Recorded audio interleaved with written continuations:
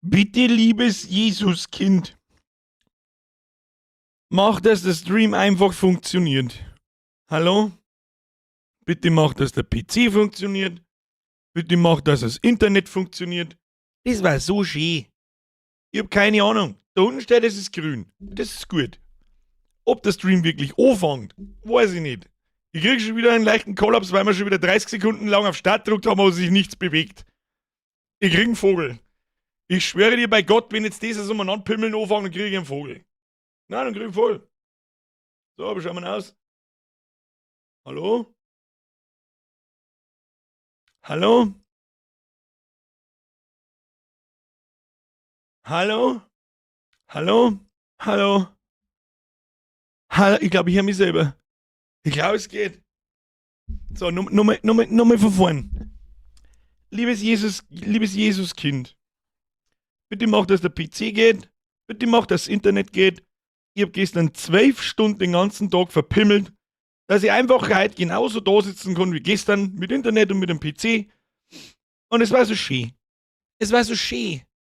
Aber irgendwie glaube ich, ist irgendwas, geht der Herz in mich? Können Sie mich hören? Ich kann einen Timmy Boy, ich höre schon wieder keine Alerts nicht. Heute Nachmittag ist es gegangen. Hört ihr Alerts? Hört ihr Hintergrundmusik? Hey, du Volldepp, wo bist du? Da bin ich. Ja, mich hören wir die, das ist schon mal gut. Hauptsache sie jetzt mich, das ist das Allerwichtigste.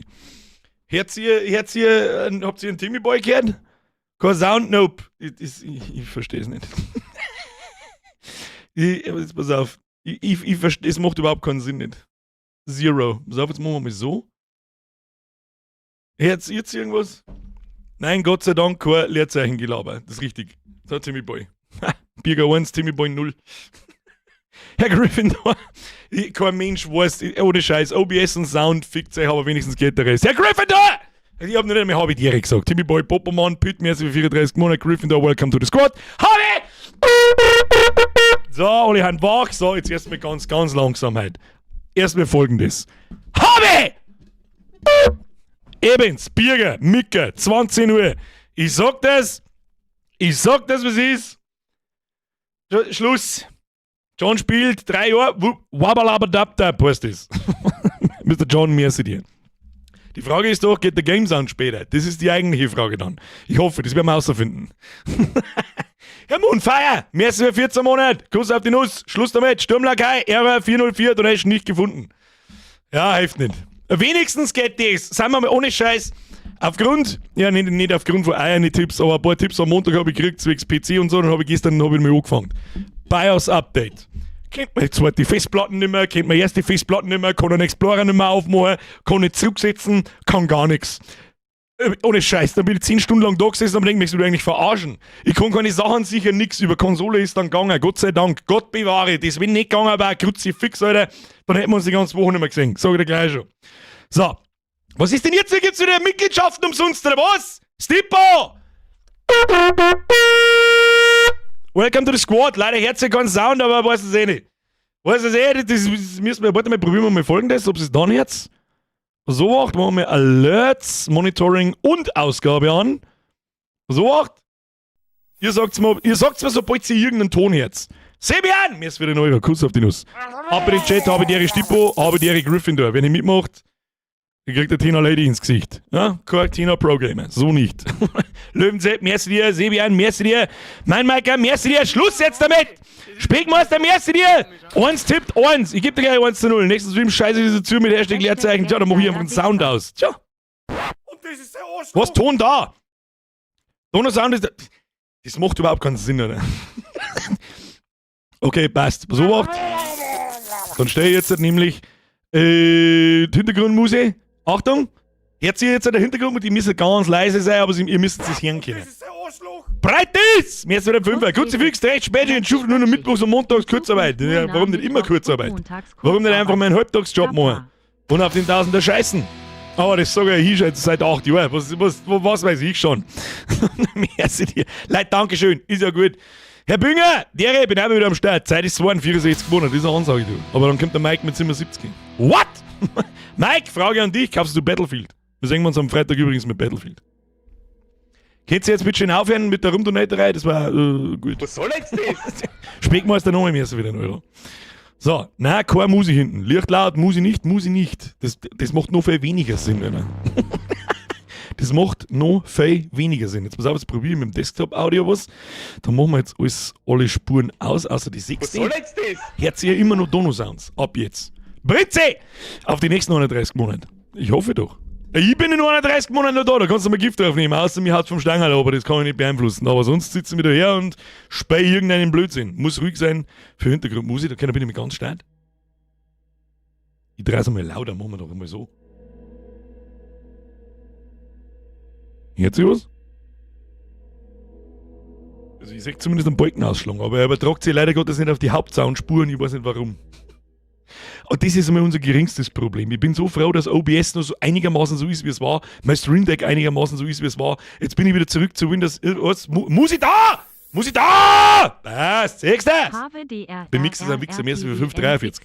Habe dritt bei Mixer Sepp, einmal wieder da, krebsfrei und kerngesund. Jawohl! Hat das Herzog bei mir was braucht oder was? Danke, Bürger, für die geile Unterhaltung. Hat mir immer geholfen und ich bin mir sicher, dass du an meiner Genesung teilgehabt hast. Damit habe ich alles erreicht, damit kann ich ausschalten. Tschüss dann. Herr Mixer sind Wichser, das endlich mal gute Nachrichten. Endlich mal gute Nachrichten. Da darf man dann nicht Herzl spammen. Da darf man nicht, das macht es wieder kaputt. Da kommt ein ganz klassisches GZ. Da kommt ein ganz klassisches GZ /dance easy noob /dance. Motherfucker. Das ist ein bisschen durcheinander, aber ist nicht so wichtig. So, das Allerwichtigste ist einmal, dass der Stream läuft. Das ist immer das Allerwichtigste. Das andere ist mir eigentlich schon mal vollkommen wurscht. Herr Bandball, mir jetzt wieder ein Zehner. Grüezi fix nochmal. Prost, Leil, auf einen geilen Stream. Glühwein wird schon drungen. Bei uns übrigens auch. Wir haben gestern haben wir die erste Task gesucht. So wie es ist, weil da hat es mir dann noch irgendwann gelangt. Jetzt bin ich übrigens wieder zurück zu Windows 10. Was ich mit Windows 11 einmal kann, legt mich am Arsch. Und bis jetzt läuft alles ganz gut. Meine Internetleitung, mein Internetkabel ist auch finally fucking verlegt. Es hängt zwar noch im Keller um kreuz und quer umeinander, aber das wird nächste Woche geregelt. Und dann passt es! Easy! So, jetzt hoffe ich bloß, dass der PC so stabil bleibt, weil ich zum Zeichnen anfangen muss, sonst kriegen wir ein Problem. Wobei wahrscheinlich erst ab nächster Woche zum Zeichnen anfangen, denn am Freitag kommt Battlefield und ich denke, dass ich das ganze Wochenende nichts anderes machen werde. Wir irgendwelche Leute im Internet erschießen. Easy, GG, Noob, /dance, Motherfucker. Andal, merci für 44 Monate Quartun, merci für 7 Monate, Leon, merci dir, Kuss auf die Nuss, Herr Grotzer, merci für den Euro. Mei, was soll ich denn nie sagen? Ich kann den ganzen Tag den Scheiß ausbaden, was Microsoft fabriziert, #ITler. Ja. I feel you since yesterday. Windows 10 kann man Updates um ein Jahr verlängern. Du, das ist mir auch scheißegal, wenn keine Windows 10 Updates mehr kommen, wenn Windows 11 nicht gescheit läuft, dann kann ich dann scheiße drauf. Ja, das sitze ich jetzt wieder so lange aus, bis es nicht mehr anders geht und dann stellen wir irgendwann auf Windows 11 um, wenn es nicht mehr anders geht. Cybergamer, jetzt für 38 Monate. 38 Monate, ja, Milex am Arsch. Ja, da mache ich mit. Steffi B. schreibt, alles klar, weiß ich Bescheid. Was? Was da los? Was? Der Zukunftsführer wird sich freuen, wenn es ihrem die Arbeit stehen lässt. Ja. Wo sind die 899 gleich sauber zwingen mit nur 184 geben? Mundschalt ist es generell richtig, aber du musst mehr aktualisieren. Ich glaube, es sind schon mehrere, aber die aktualisieren wir selber. Warum bin ich schon wieder heiser? Wahrscheinlich, weil ich gestern gefühlt 8 Schachteln Zigaretten geraucht habe während der Scheiße da. Grüezi, fix nochmal! Waldschrat, mir ist wie 8 Monate. Ich frei. Heute auf die Spur schon den ganzen Tag. Ja, ich nicht. So 10 Neues. Wir starten als Space, sonst wird wieder noch ein Handgehauen. Luxi MS für 16 Monate. 16 Monate wo? Ja, das war das Kamin, wo die hingekommen sind. Das war vor gut, was haben wir da gespielt, wie du da dazugekommen bist? Das kann ich mich nicht mehr erinnern. Ich kann mich nicht mehr erinnern, was am Wochenende war. Herzlichen Glückwunsch. Herzlichen Glückwunsch! Oh, ich habe vergessen, dass ich meine Mikrofonsoftware installiere, aber normalerweise müssten die Einstellungen auf dem Gerät gespeichert sein. Ich hoffe, dass sie das noch genauso hört wie sonst da. So. Gelbe für Sepp, Zerfuß aus Migge. Aus Minge. Mit dem Birgerzaun im Birkenwald, hofft, dass meine Pillen wirken bald. Sendlinger Forst mit dem digitalen Horst. Voller die Hallerfee mit dem Haributentee trinkt sie schön. Dass du seit Anfang an einen kompletten Vorschlag hast, das wissen wir ja alle. Tu dich mal nicht weh. Herr Geibefee, merci dir. Das Haarcreme schreibt, am Freitag sehen wir sie in Battlefield. Wenn du den Schuss hörst, warst dann nicht das Ziel. Das darf mir der Hörerin nicht beherbergen. Vor euch haben da, also Wahnsinn. So, hören Sie die Hintergrundmusik. Schluss jetzt mit Donations. Während die Horrorspiele wird nicht rein donated. Ja, wer das tut, wird einfach, kriegt der Chat die Aufgabe, malz die Leute einfach an. Malz die Leute an. Malz es zu Tode. Ja, so schaut's aus. Freunde der Sonne, wir widmen uns heute Mr. Genius, du bist jetzt der Letzte. Das lasse ich gerade noch durchgehen, dass es eventuell noch nicht gehört hast. Jetzt ist Mr. Genius, Schluss aus, Pre-Diving. So, Alert Sounds aus. Wichtig. Wir fangen jetzt zum Spähen an.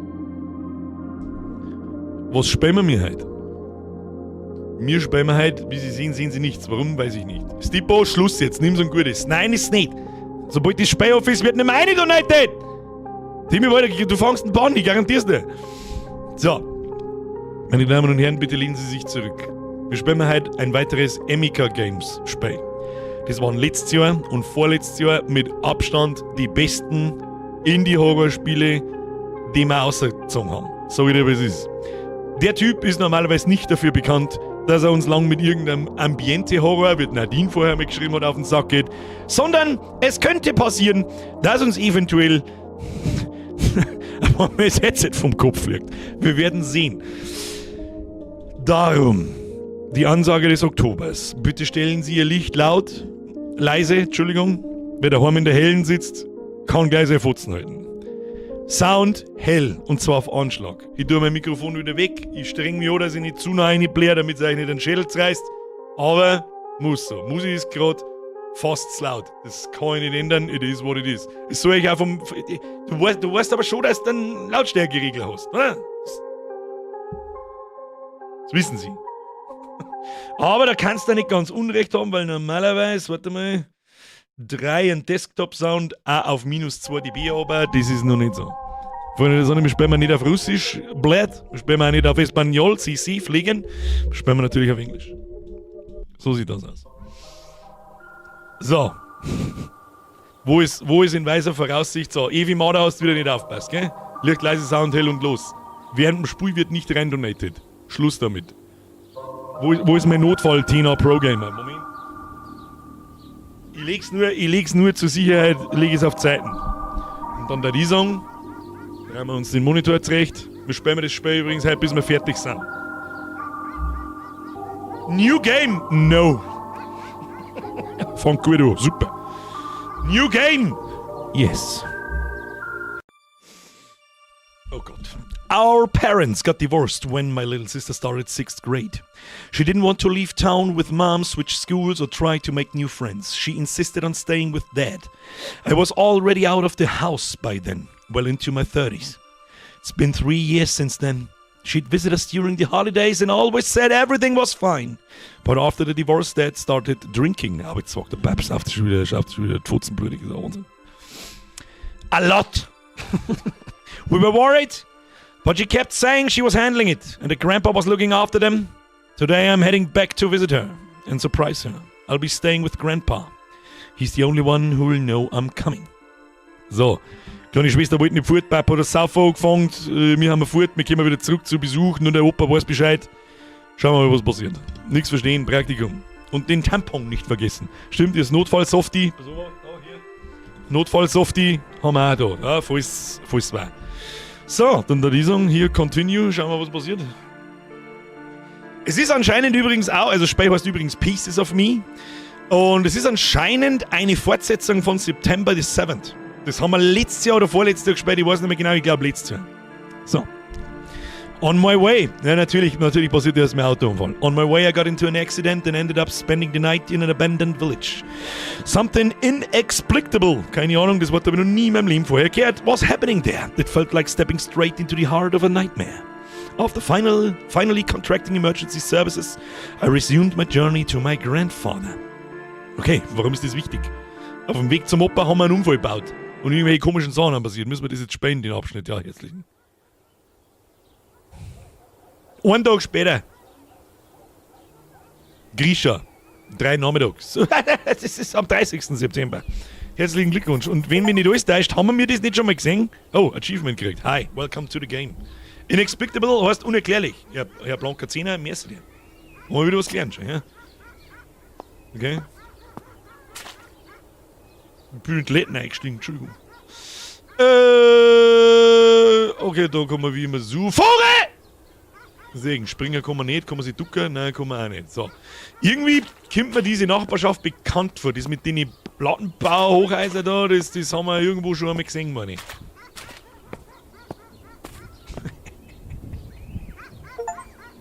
Aber, Preview, it will do.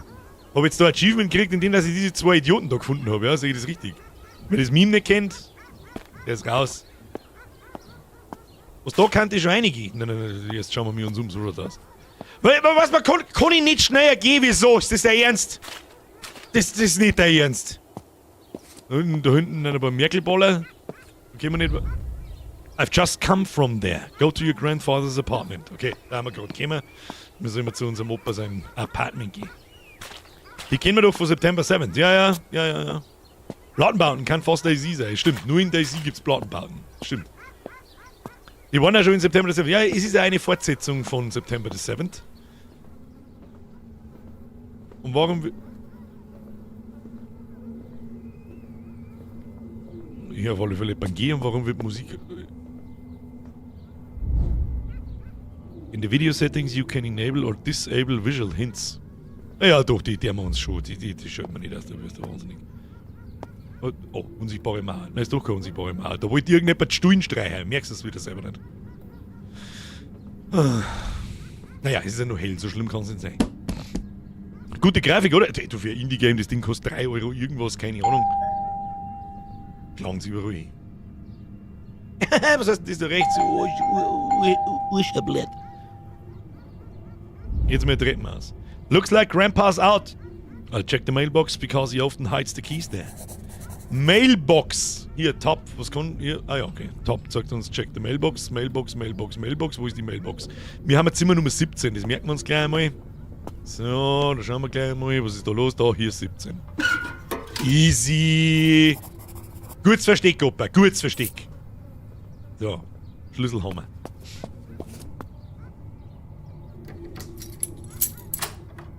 Keine daheim. Wer hätte das gedacht? Kann man die Tiere noch kreislicher langsam aufmachen? Ich glaube nicht. Da war ein Schmetterling. Da ist ein wunderschöner Schmetterling. Grandpa forgot to turn off the lights again. Der Opa hat schon wieder vergessen, dass das Licht ausschaltet. So, jetzt einen Moment einmal. Kennen wir uns? Diese geilen Bauwohnungen. Da ist man dann doch ganz froh, auch wenn mein Zuhause nicht so wunderschön ist, aber das schöner wie das hier ist es. Wobei unser Gästeklo ist erstens noch kleiner und zweitens, ja. Irgendwie habe ich das Gefühl, ich bin mir nicht sicher. Aber gut, deswegen sperren wir selber die Sachen bloß einmal im Jahr. Ja, die Küche kommt mir bekannt vor, so das Layout von der Wohnung. Was liegt da schon wieder? Opa, das Kondom, ey, was ist das? Gummihandschuhe und Kondome, Opa? You serious?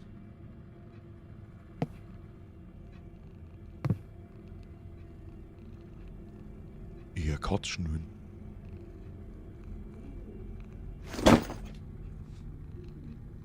Alles klar. Warte, ich tue meinen Rucksack oben. Skadoosh! Warum denn? Ja, trotzdem immer noch ein Miezi schnurren. Wo ist die Miezi? Der Miezi! Der Schmetterling! Miezi, Gatzer streicheln. Hey Church, long time no see, buddy. Wir nennt's. Wir nennt's ein Katzkirche, Alter. Was? Why? Oh, da Ziel. Do not wake Church's house. Was ist mit Church's house? Los, wie schwer bin ich? Boah, geil. Warte mal. Ich wieg 78 Kilo. Oder? Drüssen haben schon auch hier Kilo.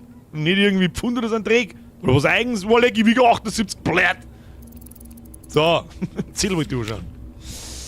Top, this is Grandpa's house. Bottom, I drew a map for you. But why? When Anya was a child, she drew this map for me. Also, das ist eine Konsole, das ist der Family-Com. Das ist der uralte, der First Super Nintendo.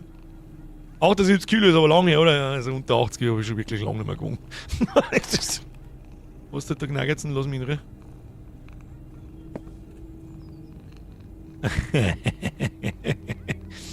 Wer kennt den Hasen noch? Wer kennt den kleinen Bastard da noch? Den Clown kenne ich auch noch, den Typen kenne ich auch noch. Das Ding kenne ich nicht. Das Ding kenne ich auch nicht. Sie, glaube ich, kenne ich auch nicht. Den Dämon kenne ich auch nicht und ich auch nicht. Ja. Jetzt dämmert es langsam bei einigen. Ich hoffe sehr. Evi übrigens, danke für den 9 Monat. Kuss übrigens. Auf das Nüsschen. So. Was hat der Opa so? Opa raucht offensichtlich. Was raucht er? Schäferhund 23! Da ist eine Mizi-Zeichnung. Da ist ein Church und irgendwas Kleines, sogar nicht Ratz oder so. Nette Easter Eggs, da haben wir das Ding. Was auch immer das bedeutet, das weiß ich nicht. Kann man Katz einfach nochmal streichen? Leider nicht. Na gut. Ja, aber was soll ich jetzt? Ha? Jesus Christ. Der Blur-Effekt ist ja ganz nett, aber wenn ich mir was anschauen möchte und es verschwimmt dann alles, dann ist es natürlich auch ein Krampf. So, da liegt noch ein wenig eine Schund umeinander. War Schublern auf mal? Nö. Warum nicht? Fernseher kaputt. Ein bisschen zocken, geht auch nicht. Na gut. Ach, die knagert ja schon wieder, wenn ich umeinander gehe. Klang jetzt schon wieder. Jetzt ist es noch nicht schlimm, jetzt ist es noch hell. Jetzt ist alles gut. So, wer ist das? Misi? Ja. Der Russen-Misi regelt das schon. So, was soll jetzt da? Scheißen gehen oder was? Soll ich das da, an den da erinnert ich mich noch. Aus irgendeinem Grund erinnert ich mich noch an diesen Schrank da oben. Kann ich das auch mal? Na, kann man auch nicht. Was gibt's da drin? Oder? Grandpa wrote something. Gotta read it. Yeah, how? How do I read shit? Hallo? Was hat denn der Opa geschrieben? Oder das nie geschrieben da gerade? Ich hab doch da... Gotta read it, das macht überhaupt keinen Sinn. Hör damit auf jetzt! Scheiße, Russenbohnen, das ist ein Wahnsinn. Wo war das denn hingeschrieben? Aufs Klopapier? Ja. So einen Schrank da oben haben wir hinten im Klo. Das war im ersten Emika-Game, glaube ich. Da ist auch noch Ziel. Erzählen habe ich wieder total übersehen. Grisha, my dear grandson, I was waiting for you last night, but I've got work today. I'm so happy you're here. Give me a call. Rufen Sie jemanden. Ich freue mich wie ein Schnitzel. So, ruf mal Opa an. Und da ist Kassetten. Was hört das Joda, Opa? Ich bin fürs Leier. Na, steht nichts um. Gut, mit dem Telefon finden. Give me a call. Auf zum Telefon. So, noch kommen wir noch. Wo hängt denn bei den Russen normalerweise das Telefon? Dick um. Scheiße, was ist denn eigentlich das da? Warum liegt da Säcke? Warum liegt da eine Steckdose? Das ist eine Steckdose bei den Russen. Ich verstehe kein Wort. Kruzifix, kannst du das bitte schon mal aufhören mit dem Ankneizen? Opa, wo ist das Telefon? Wo geht das Telefon schnell hin? Vielleicht am PC-Platz. Na, siehst du das?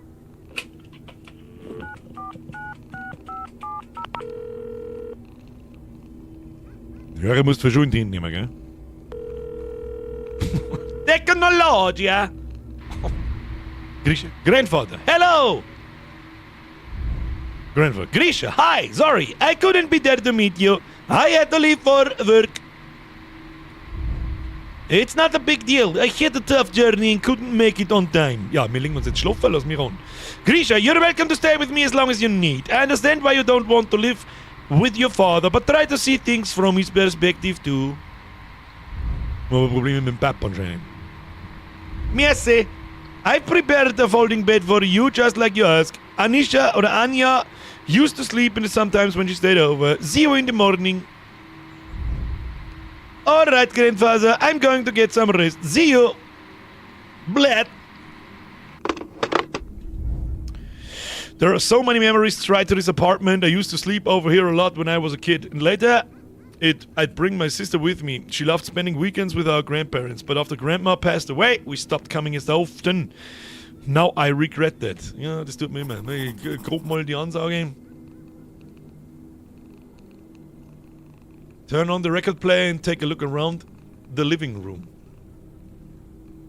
Was war? Ja, die Kassetten war so platziert, das habe ich gewusst, dass man die nicht mehr kann. Was ist das? Der gute alte Tristar. Kompaktkassette. Rein in den Bums. Synchro-Dubbing. Autostop. Alec Technologia. Und was haben wir für Musik? Stranger Things. Vibes. So ein bisschen. Das lassen wir da. Was muss ich da? Katz stört das überhaupt nicht, gell? Und dann soll ich take a look around da herin mal. Warum auch immer. Jetzt kommt dann noch Fred Durst einer und schreibt mich an. Möchtest du wetten? So, hallo? Kann ich mich aufs Bett legen und heiten? Ich würde gern heiten. Das Schnurren von der Mieze im Hintergrund ist doch recht beruhigend. Das stimmt. Noch. Soll ich mich durchschalten? Ich weiß es nicht. Ich weiß zwar nicht, wie er das macht.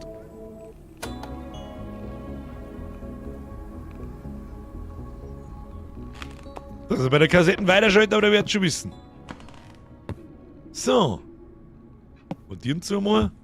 Nö. Go to the kitchen. Ja, wie denn? Achso, müssen wir jetzt fertig streichen. Ja gut, passt.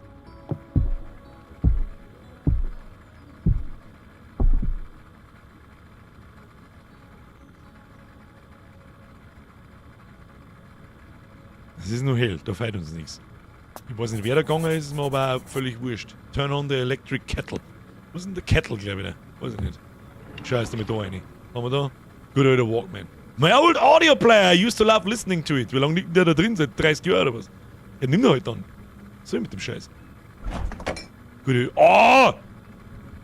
Also mal gute. Das ist mir Horrorspein auf Keta. Oh, das ist ja Miezi, Alter. So, was haben wir da? Drink, don't drink. Also ich würde sagen, Bier, no thanks. Nein, jetzt kann ich es nicht mehr nehmen. Jetzt habe ich ein Achievement gekriegt, damit ich das Bier nicht sauf. Bruder, wir legten russische McDonalds-Pommes in den Kühlschrank. Wer macht? Wer? Warum? Opa frisst anscheinend sehr viel Russen-Pommes. Von Maggie. Wenn man da ist. Wenn man da irgendwas aufmachen? Nö. So, hier. Ist this a kettle? Ja. I should take a shower. Freilich, den Kühlschranktür lassen wir auf, oder was? Kostet bei den Russen der Strom nichts. So, los. Kann man das wieder zumachen? Nein, kann man nicht zumachen. Was haben wir da so? Weißt du, in der anderen Bude hinten, da zumindest auch schon Bier stehen. Aber Hauptsache der zweite Fernseher ist da, das ist wichtig. So. Ich weiß ja nicht, wie lange in Russland so ein Wasserkocher braucht, bis das Wasser kocht, aber zum Duschen ist da keine Zeit. Das sagt ich. So, hier, reingeduscht. Und das wieder!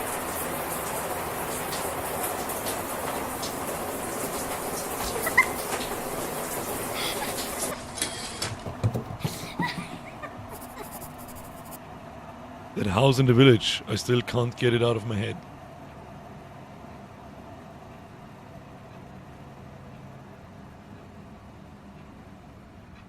Ich drücke jetzt einmal da nicht so auf Top, sondern gehe lieber um 9 Monate jeden einzelnen Schritt lesen, was ich zum Tor habe.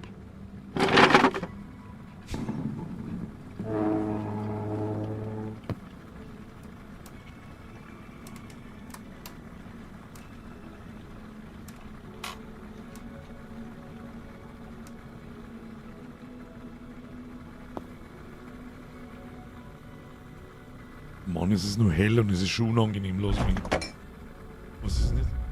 Das Note wasn't there before. Na, wenn uns jetzt der komische kleine Tschernobyl-Hirgeist da wieder irgendwelche Nachrichten schreibt, dann klang. Top, don't go toward the garages. Bottom, take the path through the woods. Geh nicht zu der Garage, geh durch den Wald. Aha, okay. Ich sehe hier keinen Wald, ich sehe keine Garagen. Someone's calling, ach was du nicht sagst. Am meisten stresst mir, dass ich nicht schneller gehen kann wie so. Miezi stresst das auch überhaupt nicht, dass du...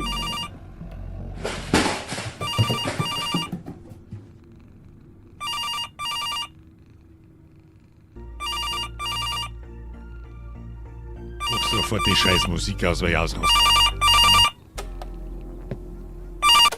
Wie laut ist das Telefon? Grandfather, Grisha, your father called and told me that Anya is missing. Yesterday, while he was at work, she left a note saying she'd spend the night at a friend's place. But now it's the next day and there's still no sign of her. Your father called all her friends, but no one has seen her. Wer hätte das gedacht, dass unsere Schwester weg ist? Grisha, what? We can't waste time. We need to find her now. Did you call the police? The police refused to take a report. They said it's because she left home willingly and told us to return in the morning if she doesn't come back. How is that even possible? They should be out there looking for her right now. Grisha, please calm down. Grandpa, can you tell me where the key to the cabinet is? It's in the drawer. Why are you asking? Schlüssel brauchen wir. There's something I left there. Grandpa, I've got to go. See you tomorrow morning. Oh Gott, was passiert denn jetzt? When Anya was born, I was 20. It felt like we were from different worlds. I was already living my adult life and she was just taking her first steps. But still, she always stayed close to me. Oh, wir haben ja 20 Jahre älter wie unsere Schwester. Aha, okay. Ich weiß nicht, ob es schon beim Aufgefallen ist, aber irgendjemand rennt in der Wohnung rum und macht Sachen. Schatten am Boden? Oh no.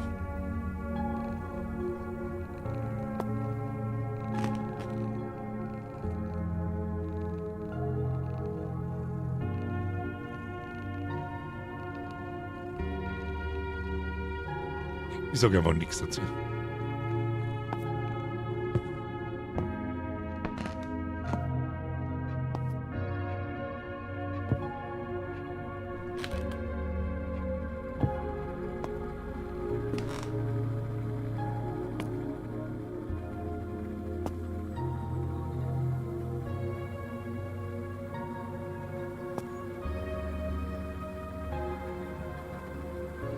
Was das da soll, weiß ich noch nicht so richtig 100%. Wir müssen einen Schlüssel finden. Aber dann habe ich gesagt, der ist im Schubladen.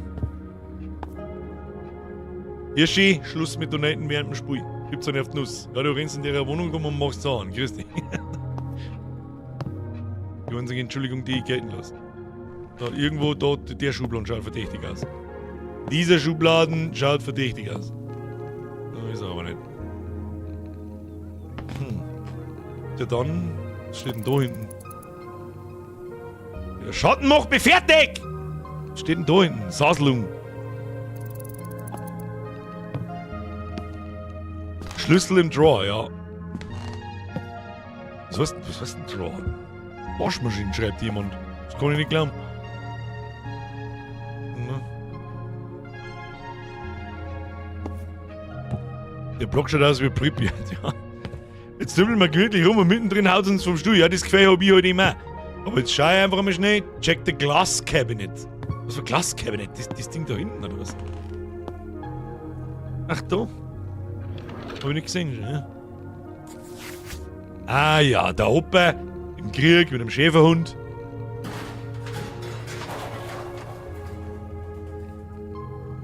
Mach jetzt mal die scheiß Musik aus. Oh Gott, die kommt Musik nicht aus, das gehört so.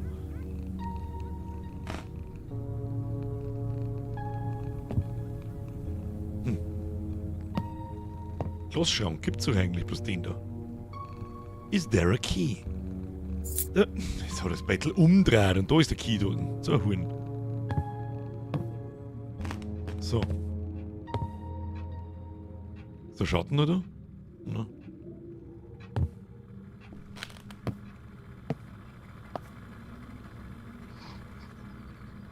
Bitte schalt die Musik aus, das würde ich gern, wenn ich kann.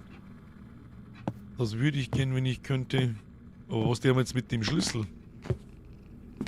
Ist die big question. Ah ja. Achtung, Schnapsschrank vom Opa. Da nicht. Grandpa had a gun here, but it's not there anymore. Fuck! Was ist das? Ah ja, natürlich, die gute alte Taschenlampe. Was ist da ohne die? Wie kann man die einschalten? Wissen wir noch nicht, werden wir dann Chance finden. Bottom! Up ahead you'll see a dense forest. Top, and that's the old school, our secret place. Muss ich mir die ganze Scheiße da merken, sag ich das Richtige. Anya, where are you? What happened to you? A road that leads to nowhere. Achievement kassiert.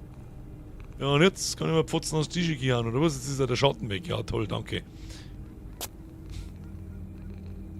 Take the backpack and find my old audio player in the kitchen. Muss ich noch schon, wir sollten da drauf kommen. So. Der Rucksack wieder genommen. Fehlt er jetzt auf dem Regal da Haus? Das ist eine gute Frage, das werden wir nachschauen. Nein, ich sehe ihn von da. Wo ist er? Bumm, Headshot. Allerdings jetzt Musik aufgehört hat und Musik ein bisschen asozialer wird, finde ich das gar nicht mal so gut. So, easy. Und dann, it's getting late, time to head out. Wie head out? Ich meine, wir bleiben doch in der Wohnung herin, ich mag nicht im Wald. Und ich mag nicht in der Garage und ich mag nicht in all die Schuhe. Ich mag nicht! Beide die Strom. Nein.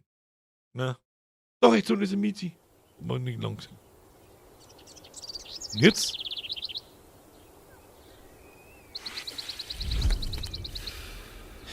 Ach, das war's Intro.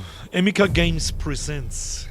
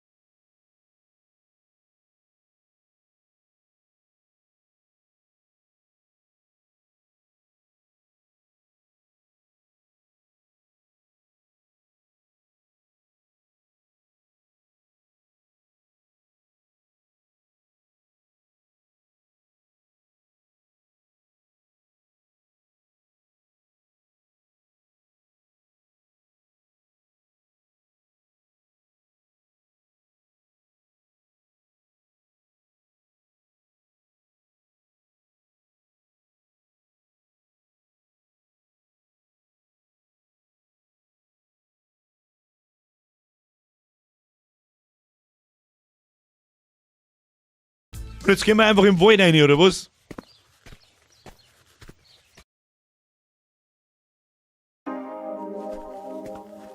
Kannst du bitte deine Kopfhörer aus der Fresse nehmen, weil ich nichts sehe? Wie nennt man die Musikrichtung? Ich darf jetzt 80s Synth nennen. Toll! Tolle Geschichte! Ich meine, wir haben in der Wohnung und nicht in dem scheiß Wacken. Willst du wetten, dass schon irgendwo der kleine scheiß Hose hockt und... Ja. So. Da, hier! Das Ding habe ich doch auch schon mal gesehen. Oh, absurde Russen. Zeig. So much happened in this school. I spent 5th through 9th grade here. Then because of low enrollment and budget cuts, they shut it down and transferred everyone to other schools. Officially it was to save money, but the truth is something really disturbing was going on here. Ja, das ist doch eine richtig gute Idee, dass wir da jetzt in die verlassenen Schulgebäude da hineingängen und dann mal schauen, was da so los ist, ne? Ja, das ist eine gute Idee. Mhm. Try to find a way into the school. Wo war die Schule? An irgendwelche Garagen auf alle Fälle?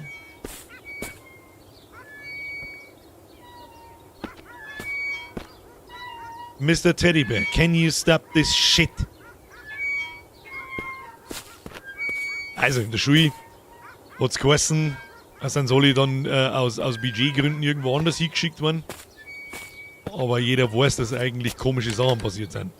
Ja, das war ja jetzt nicht allzu schwer, in die Schule hineinzukommen. Das sagt er jetzt ihr, aber wieso geht da ein Weg hinter? Das würde mich interessieren. Wieso geht da ein Weg hinter?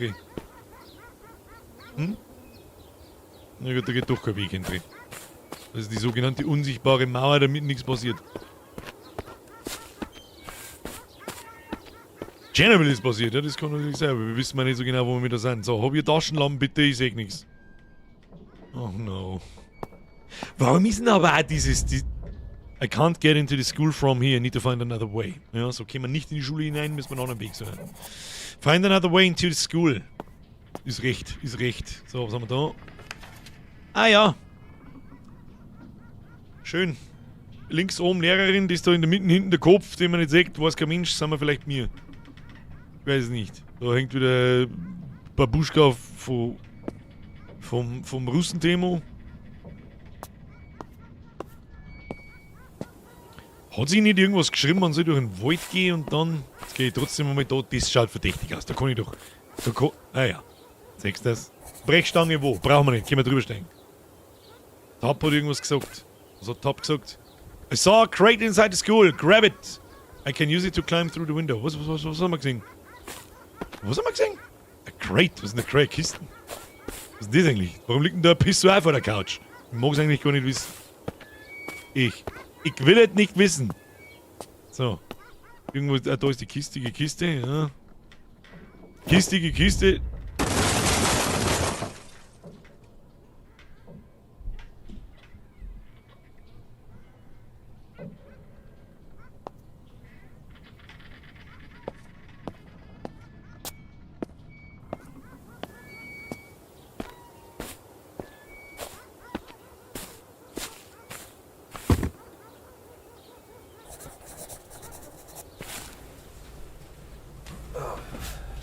Es ist jetzt schon hochgradig unangenehm und es ist noch hell. Wird schon gut gehen. Ja, super. F ist gleich Taschenlampe. Super, super schön. So schön. Ja, Ich weiß nicht, was wir da hier überhaupt tun. Explore the abandoned school. Why? Warum sollte ich das tun? Warum sind da Fliegen herin? Was, ob der noch geht? Da hat irgendjemand ins Bett brunst, die 6 bis daher. Ich klipp mir da so um. Nö. Dann gehen wir halt mal dahin.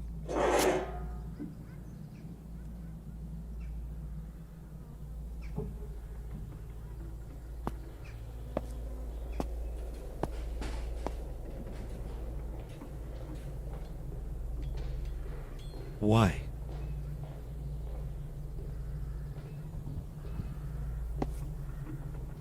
Drin geht jemand rum. Ich geh da lang. Ciao! Mich würde so interessieren, was da überall steht.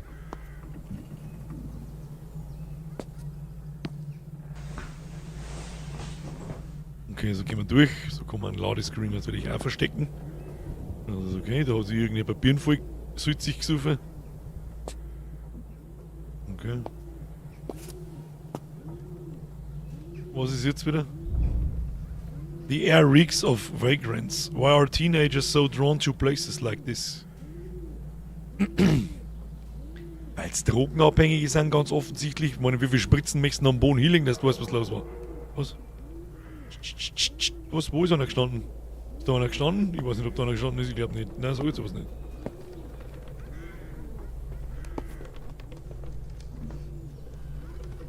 Oh no. Ich hör Zeug. Ich mag kein Zeug hören. Ich mag nichts hören. Da ist ein riesengroßer Pfeil.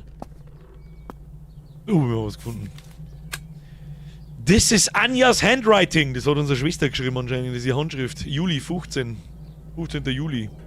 I think. That summer you had just moved here. I remember sitting outside my building with my best friend, a girl, when you walked by.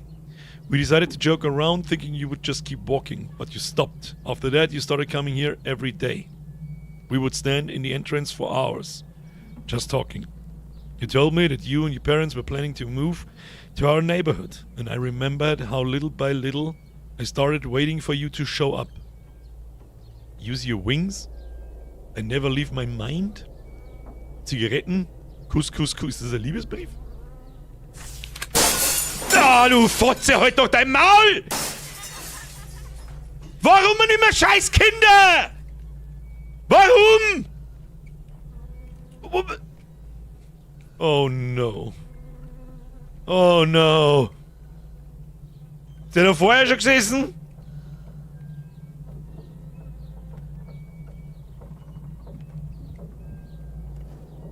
Und wieso in Gottes Namen her irgendjemanden schnaufen, ganz leise? Ach ja, fick dich doch mit deiner Scheiß...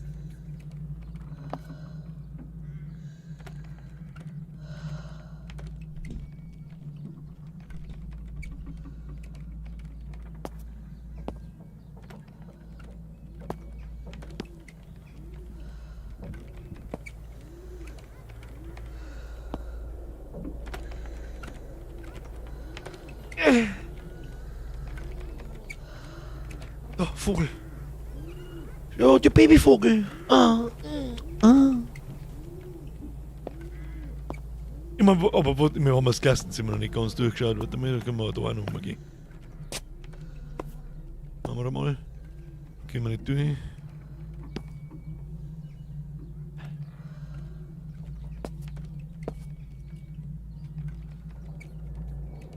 Habe ich vorhin nicht sitzen sehen, ich weiß nicht, ob er vorher schon da war.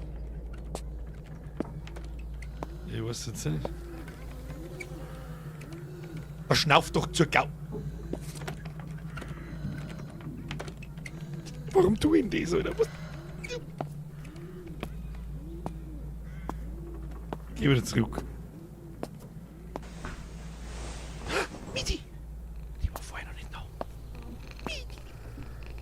Das ist aber nicht der Church, oder? Church, what are you doing here?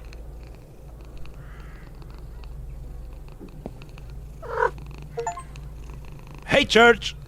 Achievement, kriegen wir. Ein kurzes No in dem Chat. Dankeschön. Oh. Look at this. I think I can climb over. Ich glaube, wir können hochkreiseln. Ein 3.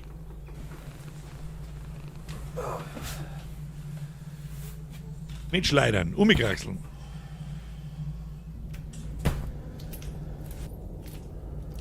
Oh no.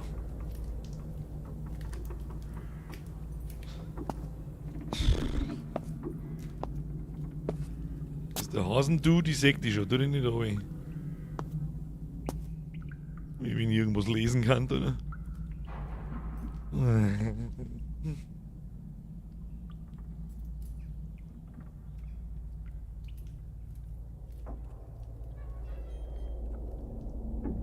Sicherheitsprävention.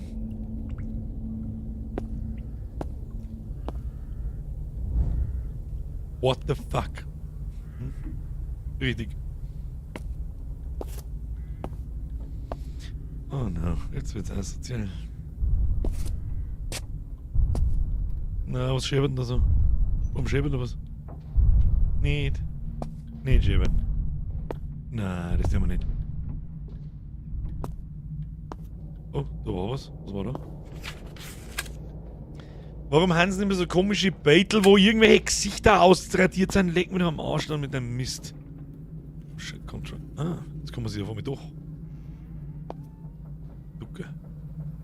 Verstehe. Aha, oder jemand ein bisschen gefeiert. Muss ein gutes Festel gewesen sein.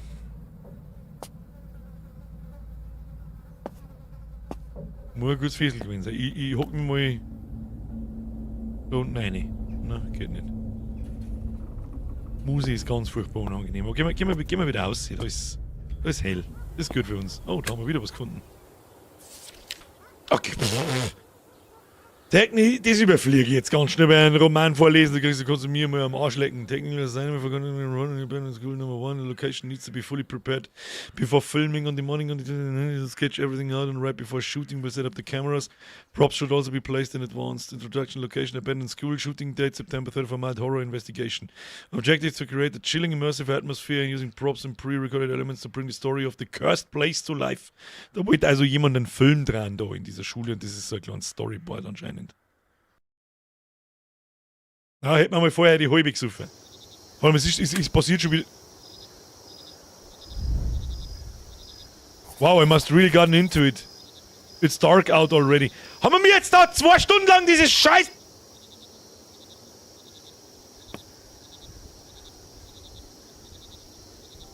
Sag mal, du kannst mir mal kreuzweisen. Ich lese einfach nochmal, vielleicht ist es dann wieder hell. Na, schade. Ach.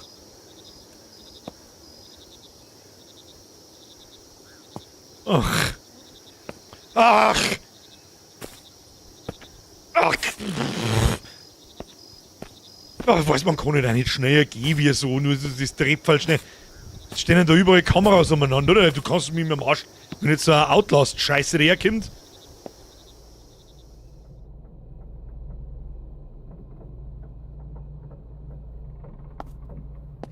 Und ich hasse diesen EMK-Typen noch mehr wie euch.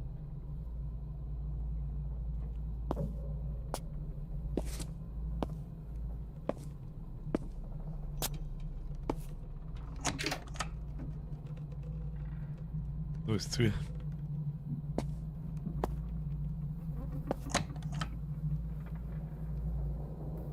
Was? Soll ich dann da?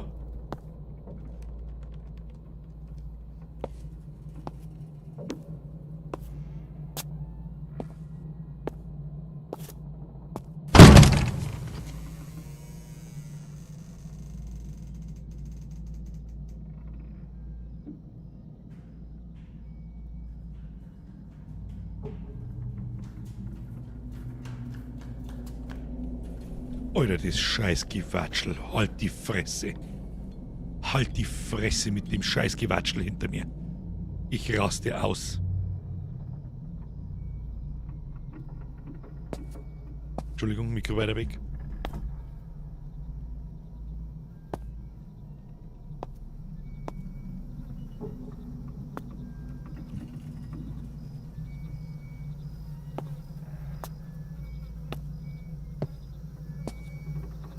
Ist was?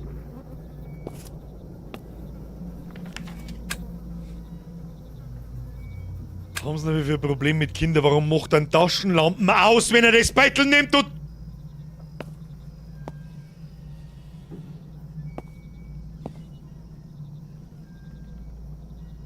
Ich höre die Tiere da draußen.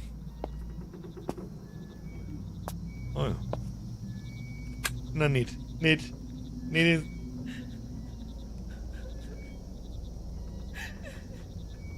Bruder, da sitzt jemand. Da sitzt jemand. Grisha, помоги мне. What? Grisha, help me. That's Anja! Ja, dann nimm einen Vorschlag, haben wir einen da. Aber irgendjemand will, dass wir das singen. Warum zur Teufel?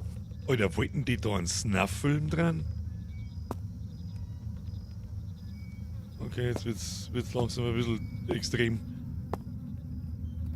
Und jetzt, was soll jetzt da? Kann ich mit Pfotzen ins Tisch gehen? Geht jetzt die Tür auf, da muss ich sagen. Ja. Oh, dieses Arschgekruschel da im Eck hinten, fick dich doch dann. Oh no, der ist doch da gerade nicht gesessen. Erzähl mir doch keinen Scheiß nicht. Der ist scheiße wütend.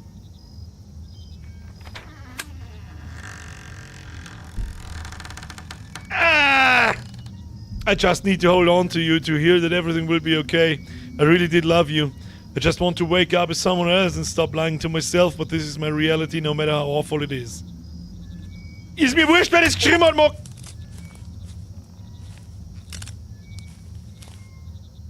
Oh Gott, da draußen rennt jemand um.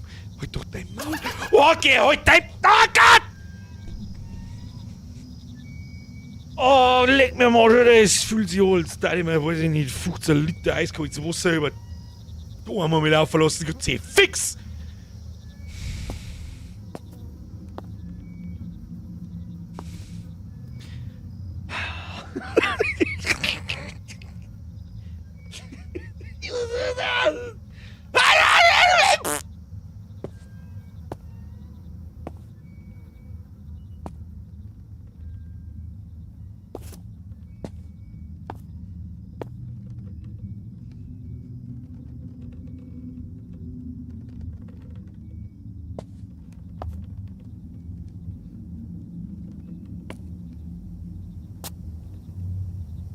Ist das der Stalinkopf? Ja, ja.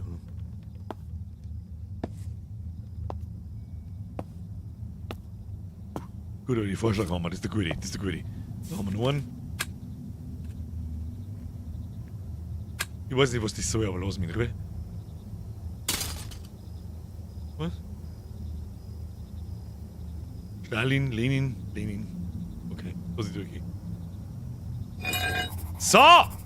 Ansage an irgendwelche Arschfotzen da herin. Ich hab jetzt einen Vorschlag, haben wir. Und am Freitag kommen wir damit Häuser einreißen, noch wie gehört. Mau, mau, Motherfucker!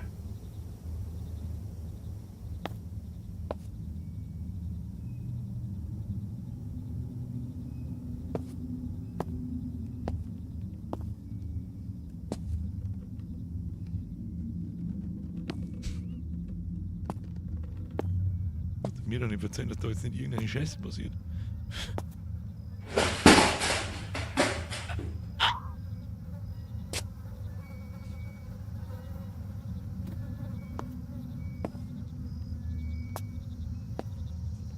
Kugel mal die Wand jetzt.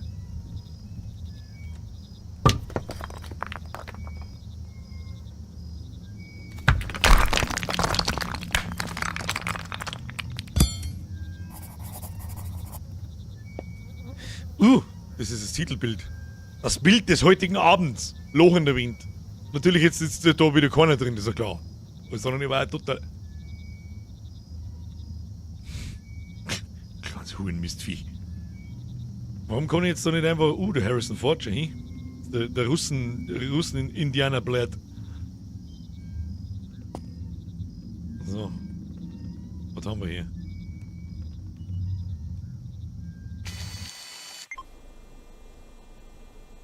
Шурик, ты чего опять флешку забыл?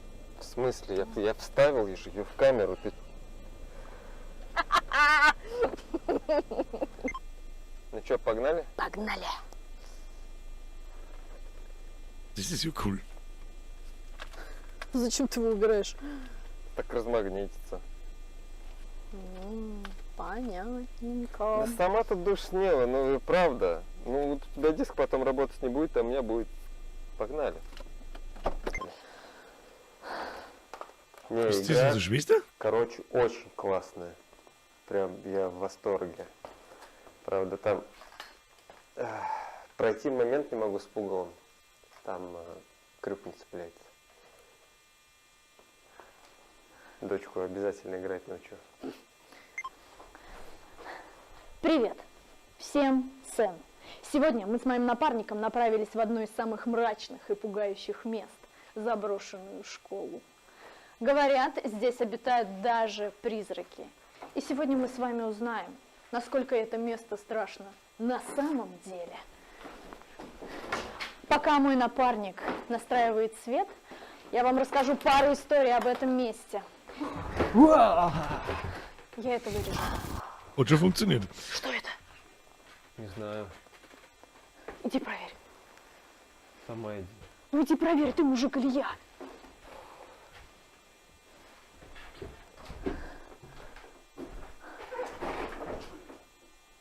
Ну что там?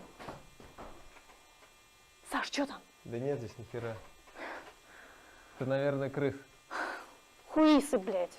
В 30-х годах на этом месте находилась психиатрическая клиника, где погибли десятки пациентов. Alle war da Psychiatrie, was auch sonst? Одни не выдержали и свели счеты с жизнью, а другие стали жертвами ужасных экспериментов врачей. Я тебя видела. Ты кого пытаешься напугать?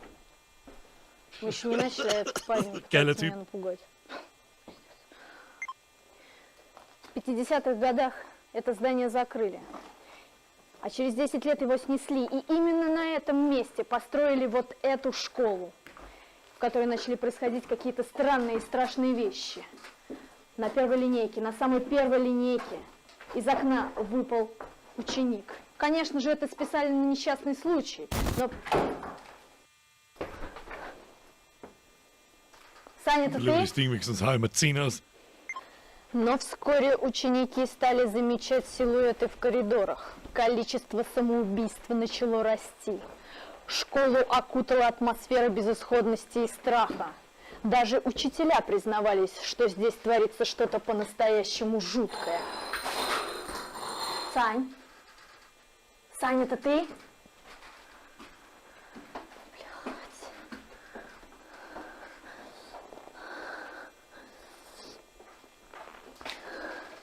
Сань!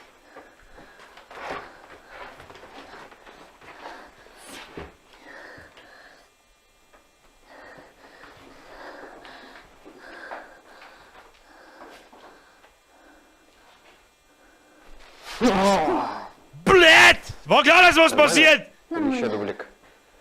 Да сойдет, пойдем. Ништяк. Ну, погнали дальше. Школу окончательно закрыли в 1990 году, и с тех пор это место стало прибежищем для подростков и наркоманов. Заброшенные коридоры и пустые классы хранят не только эхо прошлого, но и следы тех, кто пытается найти укрытие здесь от реального мира. Вот такая вот история. Вот такая вот история, ребята. Я уверена, что этот выпуск будет... Что-то мне интересно. Вот такая вот история.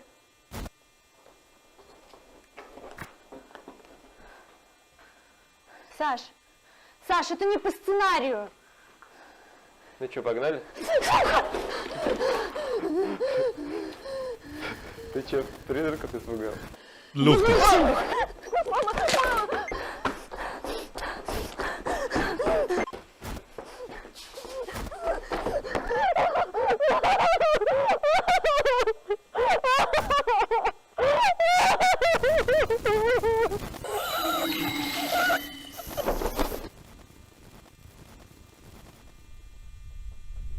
Eingeschaut. Shit, I really hope I won't have to burn down the whole school too. Ja, ganz ehrlich, ey, für ein Indie-Game war das gar nicht mal so schlecht gemacht jetzt da. Muss ich ganz ehrlich, muss man sagen. Das ist eine nette Art und Weise, ganz furchtbar für eine Story zu erklären. Oh no. Hat Blair Witch Vibes, ja, Russen Blair Witch. Für Indie-Game und wahrscheinlich für absolute 0815 Schauspieler, das ist schon in Ordnung gewesen. Oh no. Das ist schon wieder geil. Das ist schon wieder gar nicht lustig. Ich weiß nicht, ob ihr das gesehen habt. Ich hoffe, weil in der Finsternis übertragt YouTube gern mal Sachen nicht so geil.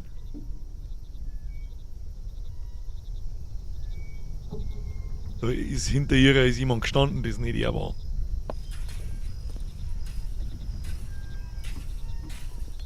Was genau hilft mir das jetzt? Find a way to escape the school.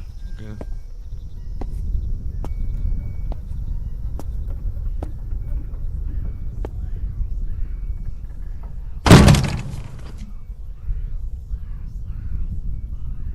Brother!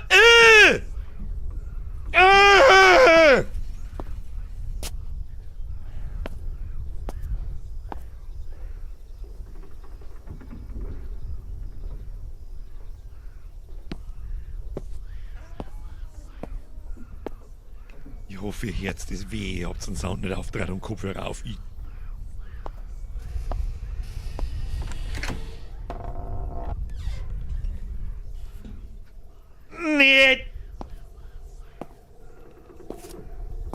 Wer bist du? Was ist mit dir? Ach, das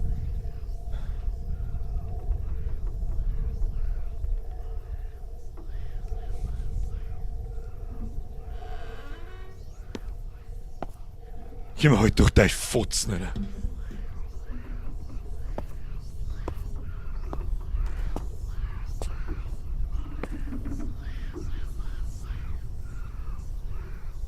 Es ist so unangenehm, das ist dieser Typ, der diese Spiele macht, der weiß wirklich, was er tut. She wants you to throw me out of the class. She just doesn't like me. Please help me out. Was jetzt? Was? Warum?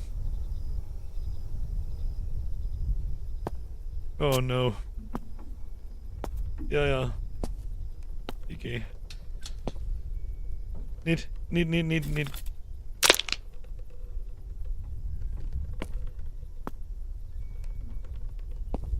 Oh no. Ah, du! Oh no. Was? Damit die Uhr schon. Ah, geh! September 7th was the happiest day ever because you finally moved into the building next door. Гриша, иди сюда. Always together, diary, page 2. Ja. Ah!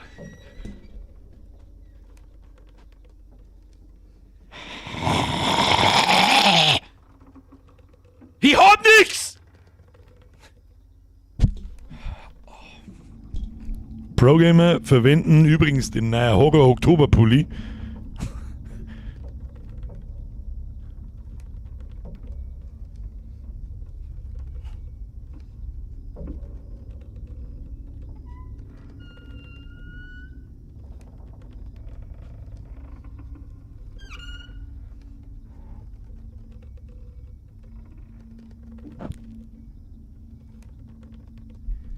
This is the way.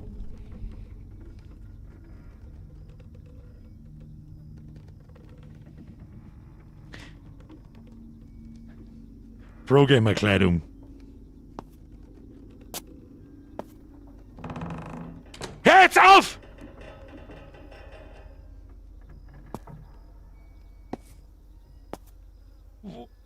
Was? Walle, Kim, leck mich!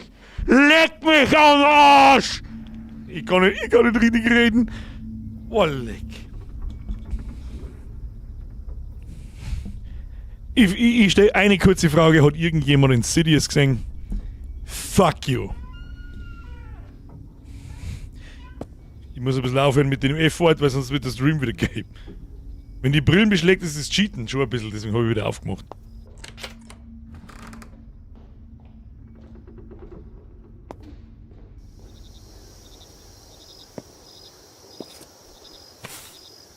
Ja, okay, wir müssen aus der Schule escapen. Okay, das kriegen wir hin. Das kriegen wir hin. Ich meine, der Sonne, das kriegen... Ich weiß nicht, ob wir es hinkriegen, aber wir werden es...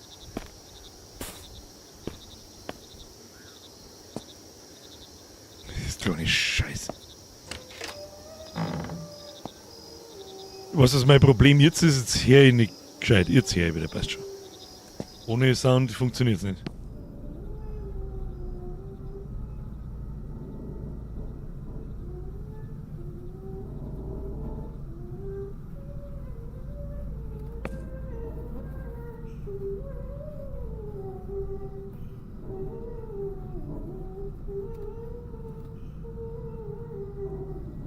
Unangenehm!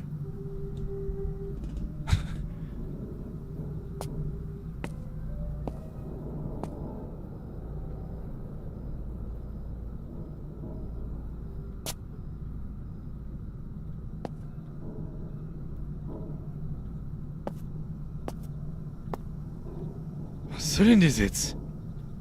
Was, dass ich die Alte da hinten nicht sehe, oder was? Lebst du, oder was?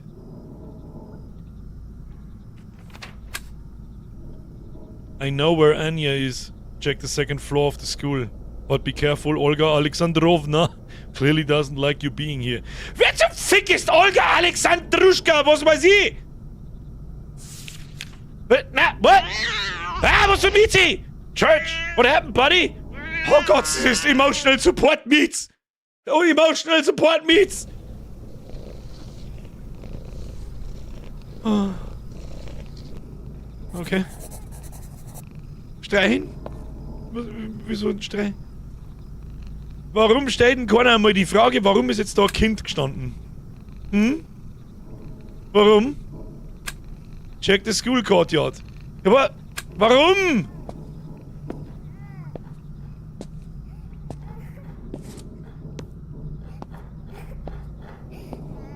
Warum warnt da ein Baby? Das ist, das können sie noch 100 Mal machen in den Spielen und es funktioniert noch 200 Mal. Das kann ich leider nicht lesen, ich weiß nicht, ob das vorher schon da war. Entschuldigung, ich spreche kein Blatt. Das haben wir schon gesehen.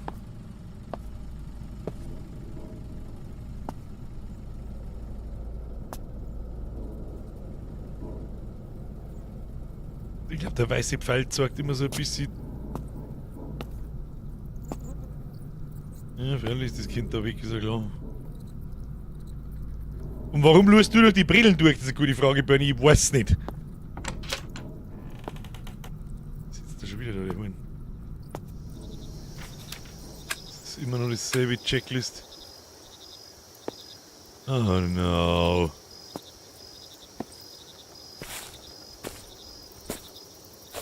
Was soll ich jetzt da checken? Was? Die Alte schaut... Ach.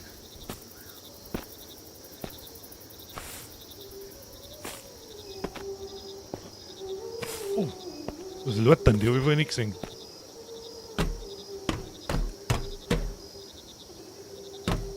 Jetzt ist die Alte natürlich... Nicht. There's probably something wrong with me. Yeah. I don't understand why you showed that ambitious drawing to your friends. Now everyone at school is staring at me and I know what they're thinking. What's for drawing? Pippize... I know what you did. Diary, Page 5. Ja, man von 2 auf 5 gehen, weiß ich nicht. Aber der Rucksack schaut fresh aus. Rucksack. Ich lese halt keinen Chat, doch, ich lese schon einen Chat, aber es ist, wenn nichts Gescheites drinsteht, was soll ich machen?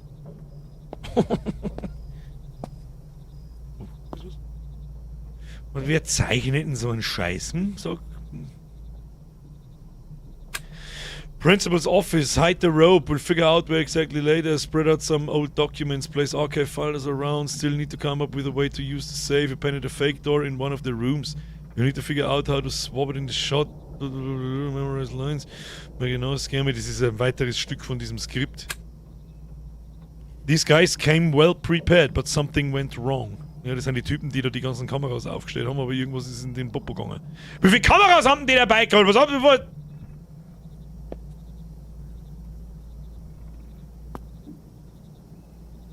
Nicht so. Heute mal dein großen Maulbirger. How about that? Hm? Irgendeine Okkult-Scheiße schon wieder. Still haven't awakened your third eye? TikTok, time's running out. One of the bloggers painted the store. I wonder what they were planning to show behind it. Also irgendjemand hat das Deal, also diese Blogger-Typen haben diese Tür da an die Wand gemalt. There's nothing on this floor, I need to go back. Mhm, toll. Kannst vergessen, dass ich mich einfach umdrehe. Ja, ja. Chernobyl-Kind, ist klar. Ja, ja. Ah! F-Word! They're broken! What the F? Still haven't awakened your third eye. TikTok, time's running out. What? Was will er denn? Hier schon wieder, Uhr. Geh jetzt da nochmal zurück. Was möchte er mit meinem dritten Auge? Lass mein drittes Auge in Ruhe. Probieren wir mal, ob wir die Tür... Können wir die Tür einfach aufmachen? Nein, können wir nicht. Gut, gehen wir wieder. Man kann aber auch einfach mal in den Rucksack da reinschauen, vielleicht ist was Nützliches drin. Vielleicht nehmen wir einfach mal die größeren Taschenlampen, damit wir irgendwas sehen. Aber nö. Warum muss er jetzt das Licht da... Where am I? Was ist das? Was? Ach komm, leck mich doch am Arsch mit deiner Scheiße. Ach du... Na? Na? Ach no. Ach komm, leck mir mal.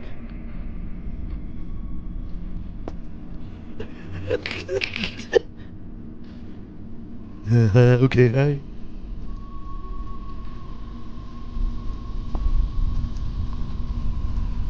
Ach, Kimmer, ich weiß ganz genau was. Oh, der Sound, leck mich! Ah! Lass mich! Ich muss wieder vorlaufen, nein. Ich weiß nicht, ich geh einfach irgendwo. Lass mich!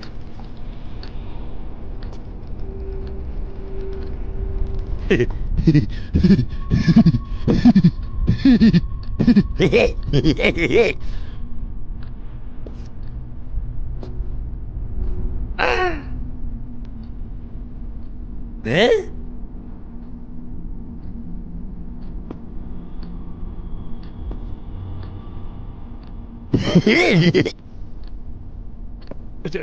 Alter, wie unangenehm kann was sein?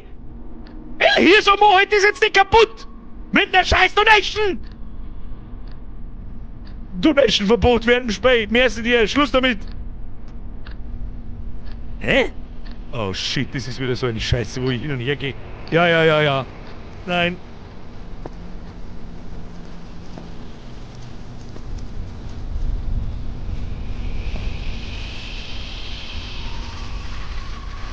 Oh, leck, ist das asozial. Leck mir doch am Arsch, wir hatten den Sound noch. Und an die Gackelkäst aufgehängt, du Huren. Ich war wohl mit mir in diese Richtung da. Ja, ah! 13 Euro, scheiß Plastikarschkind.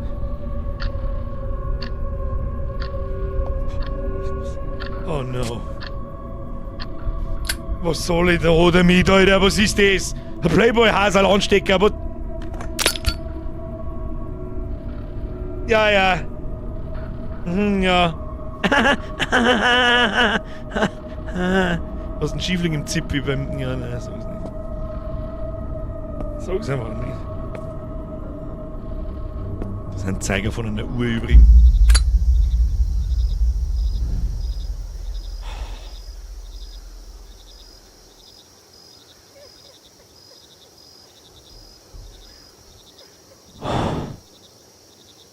Diese beschissene Drecksau.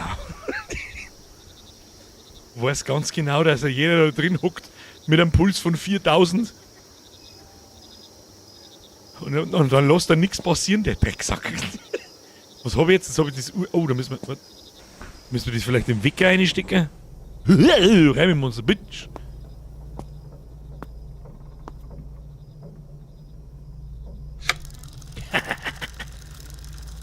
You're absolutely genius. Und was soll's mit der Scheiße? Was hilft mir das jetzt weiter im Leben? Kann das da bitte aufhören, Mio zum Grinsen? Habt ihr eigentlich schon mal auf den Like-Button halt draufgedrückt? Das ist mir das Allerwichtigste. Auch an die Lurker. Außerdem, wer sich diese Spiele als im Lurk-Modus anschaut, das verstehe ich sowieso nicht. Ja? Verstehe ich nicht. Like-Button smashen, dankeschön. Ja? Hab ich verdient. Ich schwitze wie eine Drecksau. Nicht weil ich Kapuzen auf habe, okay? So. Wer noch nicht abonniert hat, falls wir hier neue Zuschauer haben. Zeit zum Abonnieren ist jetzt. Wer schon abonniert hat, Glocke aktivieren. Dankeschön. Weiter geht's. So, gehen wir mal da weiter. Das ist jetzt die Tür auf. Ja, wer hätte das gedacht? Like schon um 17 Uhr gemacht. Da nimmt sich ein Beispiel am Andi F., der Mann hat Ahnung. Birger, was musst du mich so outcallen, ja? Mr. Man in Black. Todeslurkerei habe ich da. So. Wer springt mir ins Gesicht?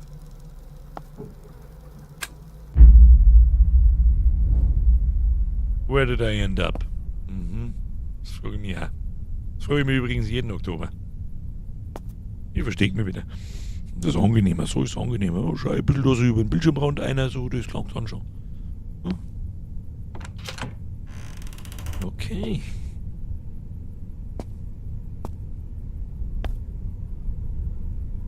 Was mit meiner Taschenlampe passiert, das wissen wir nicht. Was ist der Lurk-Modus? Komm ich wieder. Здесь больше нет. Но ты можешь остаться со мной. Ich glaube, der Paulina gar nichts. So sieht das aus. Paulina, wenn du mir jetzt da irgendwo ins Gesicht einspringst, dann...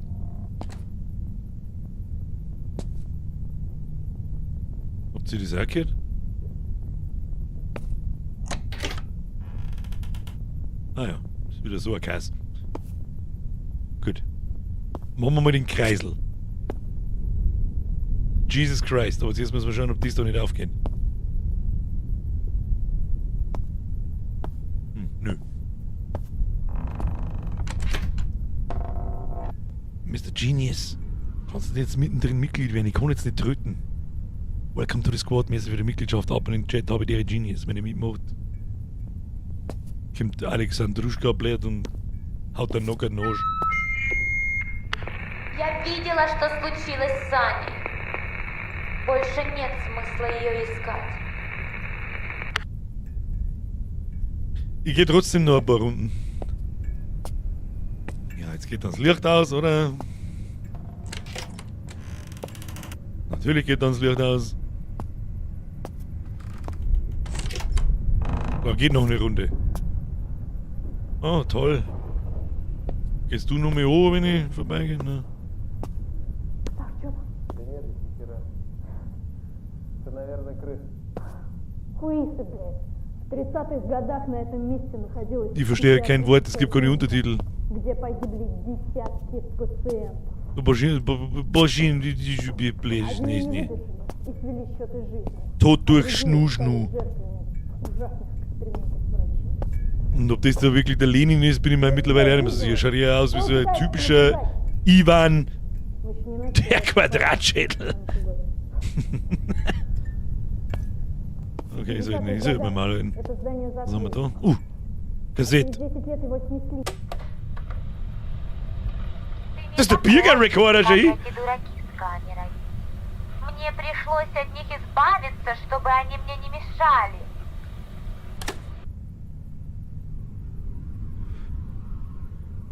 Was soll uns das jetzt sagen?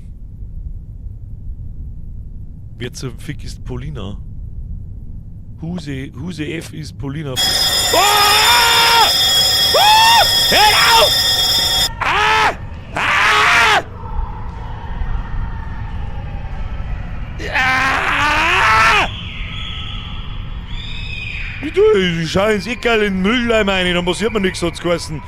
La la la la la la la la la la la la la.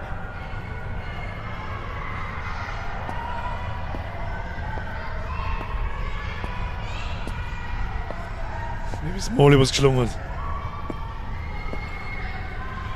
Lass mich in Ruhe.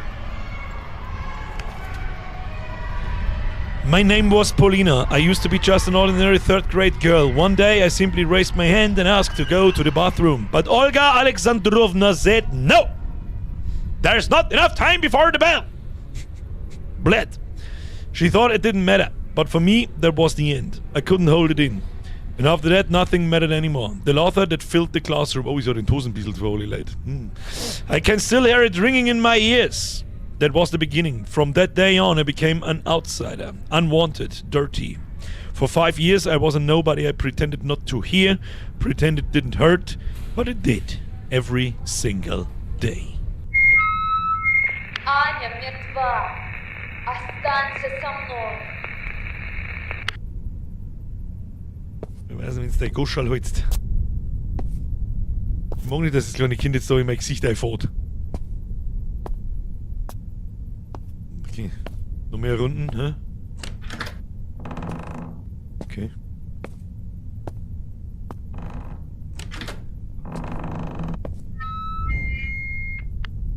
School dance.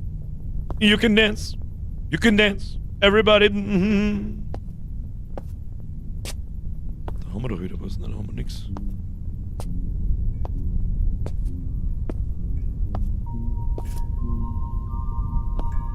Müssen es immer Luftballons und Kinder sein. Dance Party. Sexy wird getanzt. Der Ivan ist noch da. Er schaut ein bisschen aus wie ein Gigajet. Okay, toll. Was soll jetzt da? Oh, das ist wieder Ziel. Back in 9th grade, the autumn dance was the biggest event of the season. Everyone was getting ready for it. It felt like after the summer break I was no longer an outcast. Like everything had changed. I didn't hear whispers behind my back anymore. That evening they called me behind the school, offered me a sip of wine. They smiled. They hugged me. Oh, it's a trap, lady. I believed it was finally over. He asked me for a slow dance. I smiled. And for a moment everything felt right. Until it didn't. Oh je, ist da wieder jemand neben mir anspringen. Lass mich. Autumn evening. Ach no.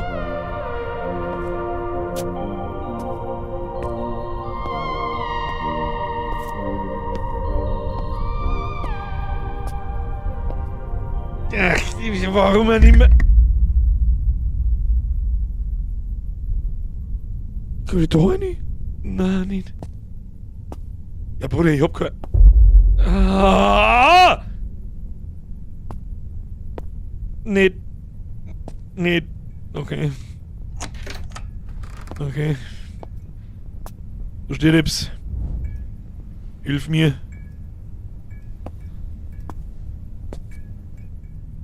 When he followed me into the bathroom, I didn't understand why. I didn't want it. I said no. But the walls didn't listen. Blood, tears, and then laughter behind the door. Their faces, their fingers, their words. Filthy, sharp. I was shaking in the corner until I was alone. And then the mirror. And the whisper inside how stupid I was to believe. I want it to end. Okay?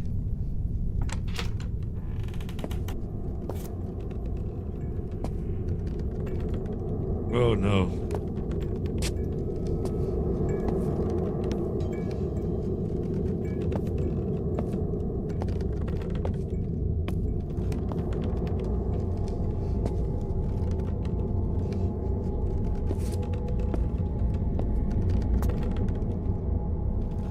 Wo müssen wir hin? Nur mehr rechts rum. Wo ist denn, ich muss doch das Badezimmer finden, da liegt doch mal hinten ins Feuer. Da geht nix.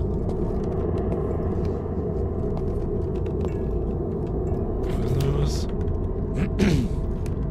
It was Olga Alexandrova who found me, or rather my body, lifeless, no longer feeling pain or fear.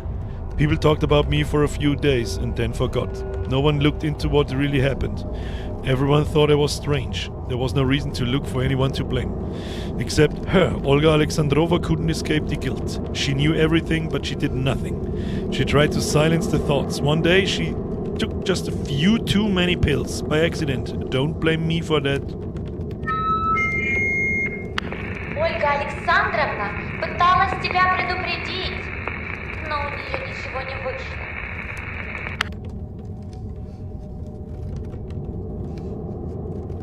Okay, tolle Wurst. Unangenehme Musik ist unangenehm. Kommen wir da rein? Ich weiß es nicht. Nein, warum nicht? Ich möchte hier nicht sein. Vor allem, ich kann ja schon wieder nicht mehr sprinten. Das ist irgendwas tut er da.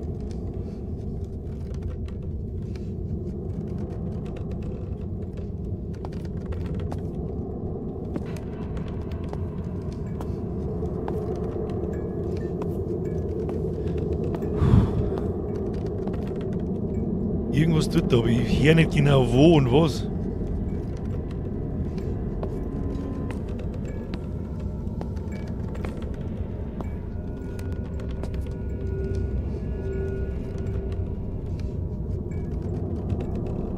Jemand eine Idee?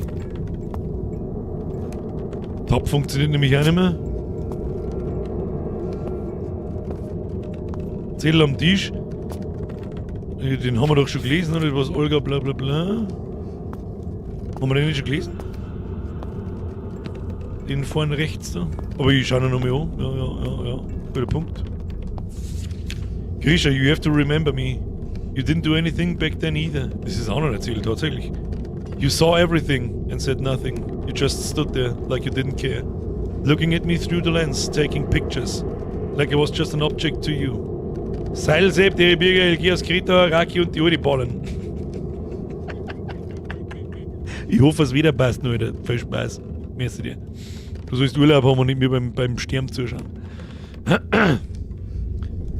Like I was just an object to you. Your camera was your shield, wasn't it? I wish I could help you find your sister. I really do, but I won't. No one helped me when I needed it. Now the camera's in your hands again, and I wonder, will you finally get the shot right this time?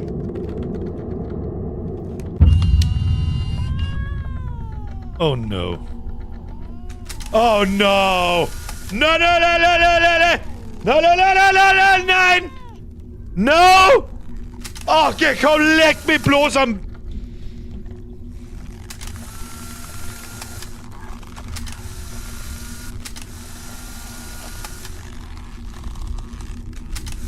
Ach, den fickten Hitler, oder?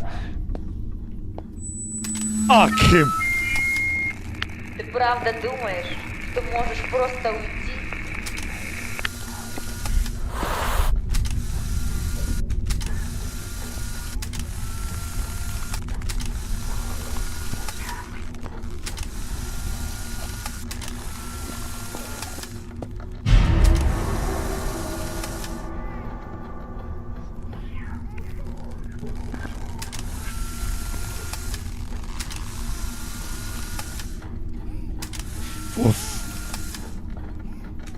Ich kann nicht nach unten schauen. Also ich kann nur...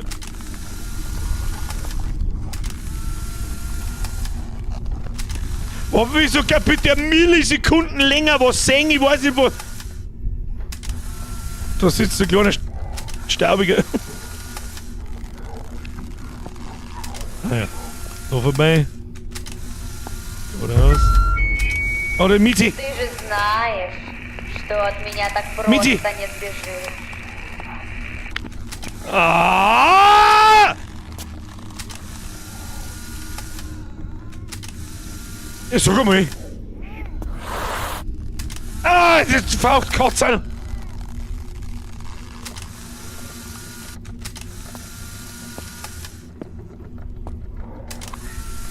Ah, come on, church. We can do it. We can do it. Гриша, я просто так тебя не отпущу. Ja. Oh, no! Ah! Was ist jetzt? Oh Gott! Ohne Scheiß, du.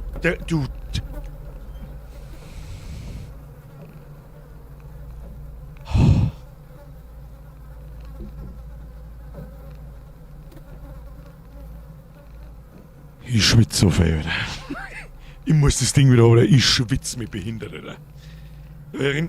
Oh.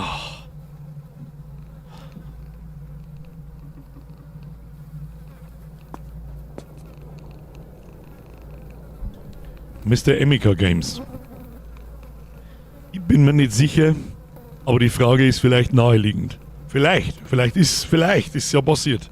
Vielleicht hat er irgendeinen Stream von uns gesehen und dass wir uns Katzenvideos dann anschauen, wenn es schlimm wird.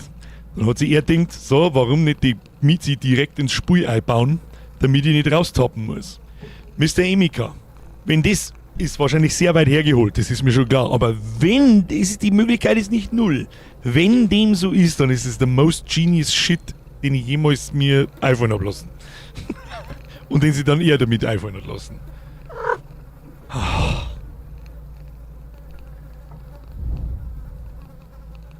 Church, are you trying to show me something?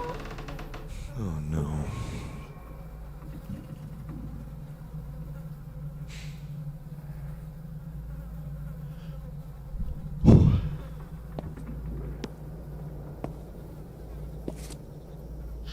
Ficke dich.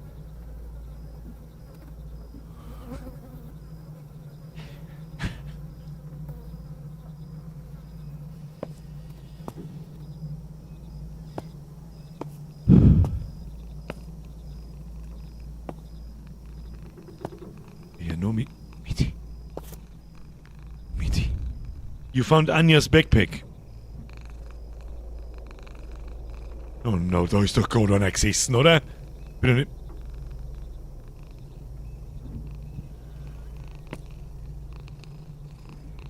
Eigentlich auch eine geile Nummer.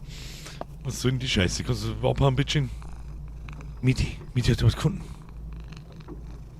There are not enough pages in the diary. Anja, Alex, I don't know what to do destroying all the rumors. It's driving me insane. I feel like everybody's staring at me. Oh, macht sie gerade das gleiche durch? Alice, I think you need to talk to Dima. Tell him how much it hurt you.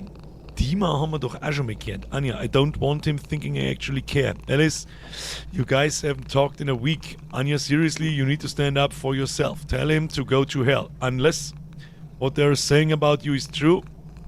Anja, of course it's not true. Fine, I'll talk to him tonight when Dad leaves for work. Thanks also.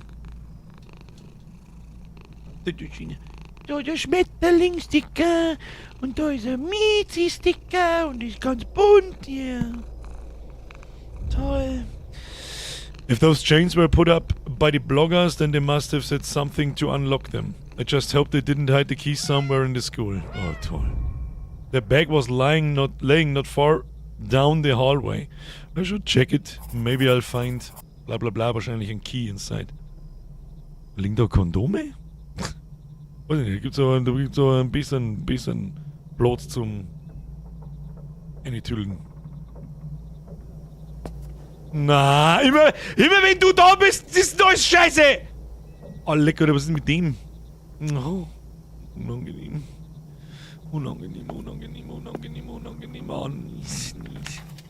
September der 29. I don't like what's happening between us. I'm sorry, but we can't be together anymore. Super. September 29. Diary, Page 4. Schaust mich du an? Du kleiner Zigeuner schaust mich an, gell? Du kleiner Zigeuner. Hoppla, was ist denn ausgetoppt?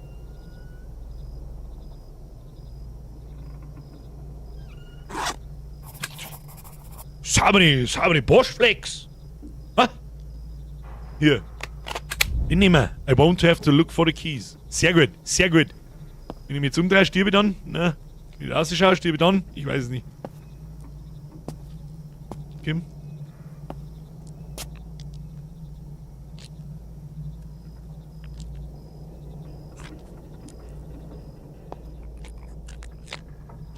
Oh. Seriously? Is this someone's idea of a joke?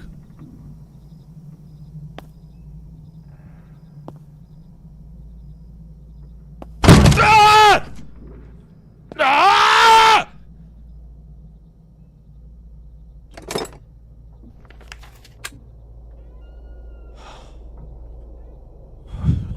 Wie weit sind wir? Wann ist denn das gegangen? Was? Was habe ich nicht gelesen? Dima, 7:10 PM, September am 29. Haben wir jetzt der Dima oder was? Anya, I don't even know how to look you in the eye after all the shit I've done. I screwed you over with my stupidity, my weakness. I wanted to look cool in front of the others, but what I did was show pathetic. I am blah.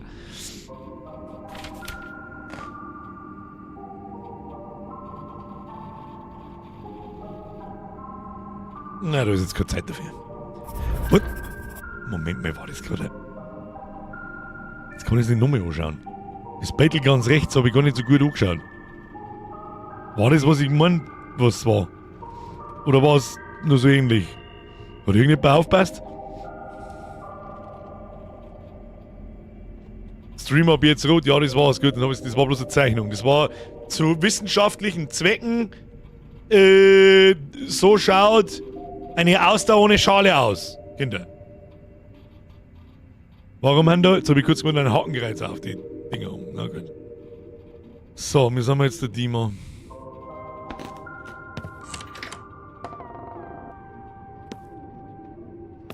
Moment mal, das ist doch ein Opa seine Wohnung.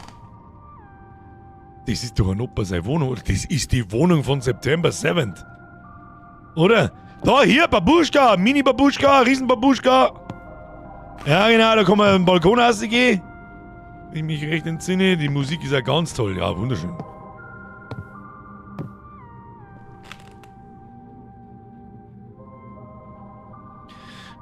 Hier so, was ist mit dir? Okay, aufgenommen wird man nicht so gewonnen. Was erwartest du denn, dass der Chat auf einmal alle um dich rundum kreisen? Ich weiß nicht, was das sein.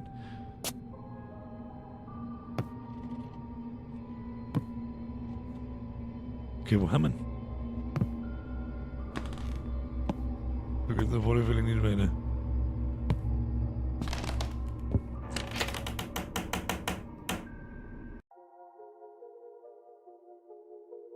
Anya and Dima stand outside the building. It's evening.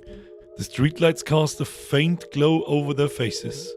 Anya has her arms crossed, her expression a mix of exhaustion and disappointment. Dima looks at her with despair, his eyes filled with regret.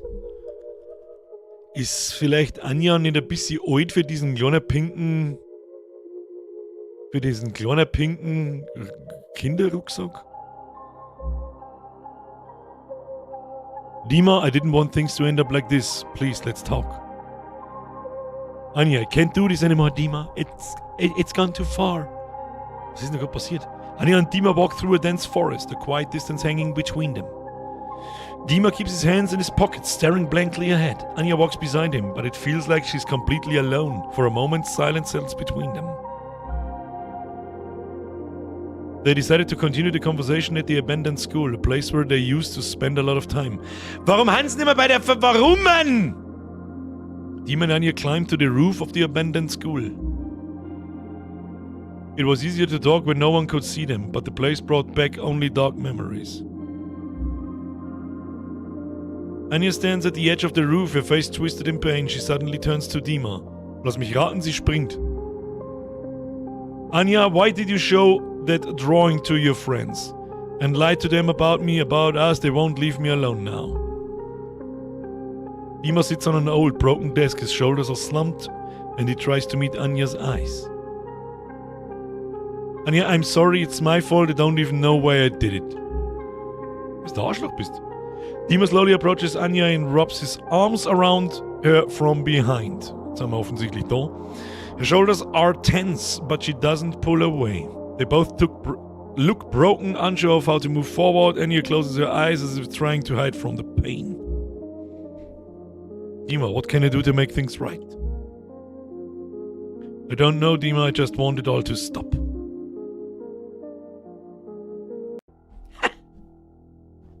Ui. Ja, was ist denn jetzt mit Comics lesen, Alter? Was ist denn, ja, haben beim Bladman. Bladman!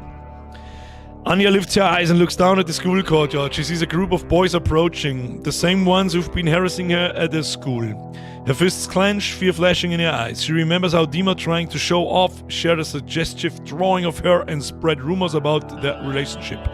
Now seeing Anya with Dima on the school rooftop, the boys start mocking them from below. Anya, why are they coming up here? Why now? The boys come up to the roof and stand in front of them. One of them smirks arrogantly, clearly ready to start something. The others back him up. Oh, this schaut nicht gut aus. First guy, we're just here to talk to Anya. Second guy, we've got an interesting offer for her. Dima looks at the guys with confidence, trying to hold his ground. There's a threat in his voice. Get out of here. Anya's not going to talk to any of you. Anya panics. One of the guys grabs her arm while the others surround her, blocking the way to Dima. She tries to pull away, terror written all over her face. What do you all want? Leave me alone. Don't move, or it's gonna get worse. Dima tries to help Anya, but the others hold him back. In a burst of desperation, he lunges at one of the guys, accidentally pushing Anya. She stumbles and falls off the edge. Anya's eyes are filled with fear. She can't fight back anymore. Anya's thoughts, why did this happen to me? Anya lies on the cold ground, her body motionless. In the distance, the boys' panicked voices echo. Their fear fills the air, but Anya doesn't hear them anymore. Ist jetzt tot oder nicht? Voices, what have we done?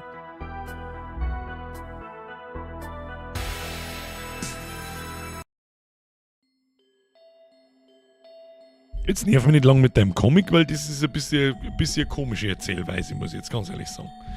Dima rushes down to Anya, pain and regret written all over his face. His eyes are wide. He's just realized what happened. Tears stream down his cheeks. He can't stop them. Yes, sie haben's eine kleine Rangelei gehabt und er hat sie dann aus Versehen gestoßen. Dima's thoughts. Anya, I'm so sorry, I was supposed to protect you. The guys surround Dima, their faces filled with aggression and fear. One of them starts talking, his voice harsh and forceful.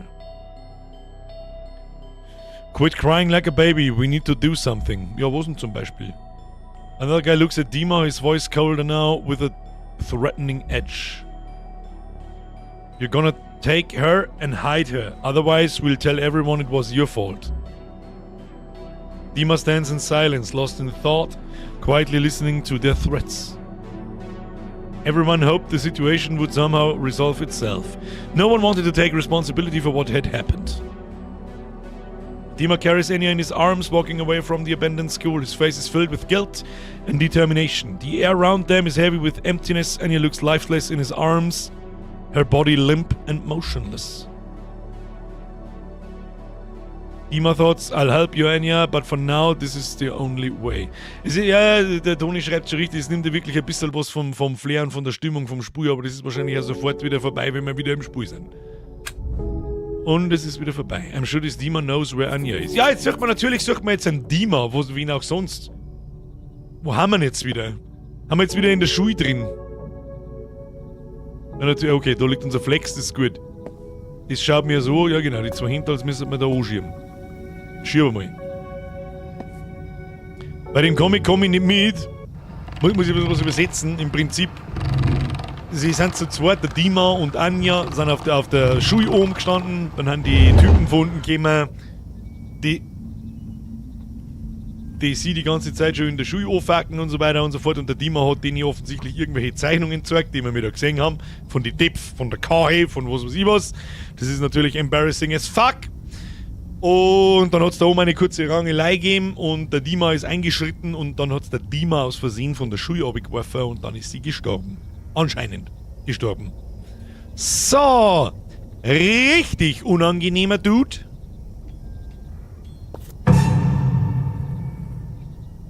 Was? Oh, du Bitchen hast dich bewegt. Ich krieg einen fucking Vogel und ich hab Gott sei Dank nicht hingeschaut. Alles richtig gemacht. Pro Gaming. Da ist der...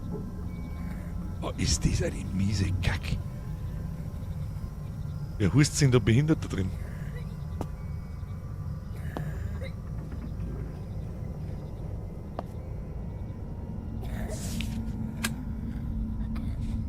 Könnte das Dima und Anja sein? Ich hab keine Ahnung. Was das sonst sein? Was hab ich denn jetzt da? Hä? Ach, da kann man durchgehen. Kriegt man die Tier geht auf da? Nein, da müssen wir durchgehen. Okay, Entschuldigung.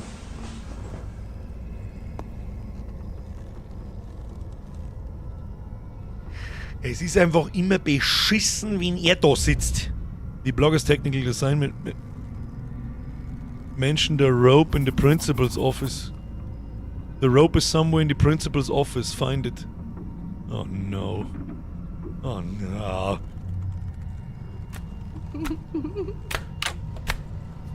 Was?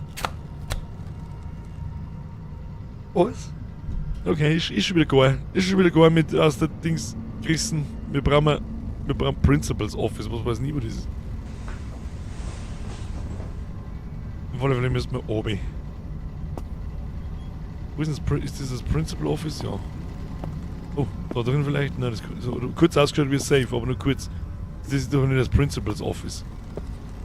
Ich weiß nicht, was für Office das ist, aber Gott sei Dank ist der Ivan mit uns. Ah!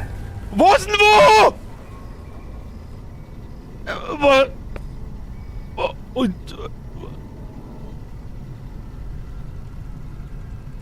Da hinten ist der Host, das ist gut für uns. Wahrscheinlich, also es ist schlecht, aber gleichzeitig gut für uns. Das ist nämlich der Hinweis, wo wir hin müssen. Oh ja, geiler Aschenbär. Na.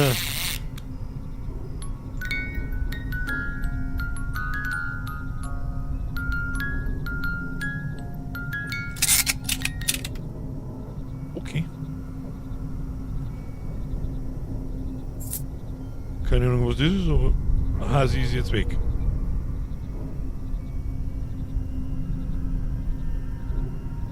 Wo ist der Schublon für den Schlüssel? Da hinten summt schon wieder jemand. Lustigerweise, Lea, meine Spieluhr, als ich ein ganz kleiner Bub war, ich glaube, die spielen alle dieselbe. Wieso schaust du noch aus dem Fenster? Weil ich da was her. Und mein Instinkt mir sagt, wo was ist, da schaue ich hin. Warum hat denn die einen blutigen Arsch? Für die Frau. Ich weiß nicht. Ja.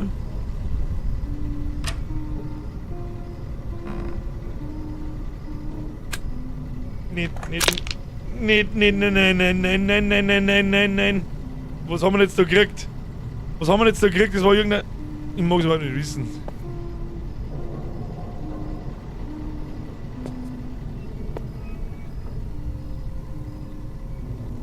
Toni, recht hast. Wer sowas fragt, hat kein Headset auf. So verrät man sich übrigens selber. Ich mag die alte nicht, ich mag die alte auch nicht. Wo gehört denn jetzt das komische Drahtding hin? Check schon wieder gar nichts. Da vielleicht ohne. Ah ja. Komm. Mach auf den Bums. Ah ja. Ja, das geht über die Bergseil im Principal's Office, natürlich, wo auch sonst. It's been several weeks since the tragic incident at the fall dance, when a student from school number 1 was found unconscious in the restroom. No official investigation has taken place, no one has been held responsible. The school administration has remained silent, and the students are talking. Classes continue as usual. There's no new information about the girl, her name is no longer spoken in the hallways. This is the Paulina. I'm ashamed that I didn't take it seriously and that its strategy didn't teach us anything back then. Wir selber waren wir dabei bei diesem Vorfall in dieser Schule. Und das ist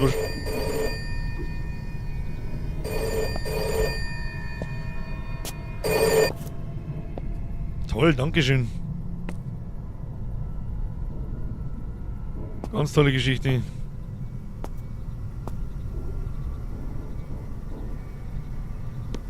So, jetzt müssen wir wieder in das Loch da hinein und müssen wir da oben, sehe ich das richtig? Oh, du Fotze! Oh, leck mich! How about that? Kriegst einen Screenshot ins Face, du bist so eine anreidige Scheiße, was brunzen, dass es jetzt spät ist. Kruzifix! So, wir haben wieder wach. Ah! So, das kleine Arschloch steht da nicht mehr unten.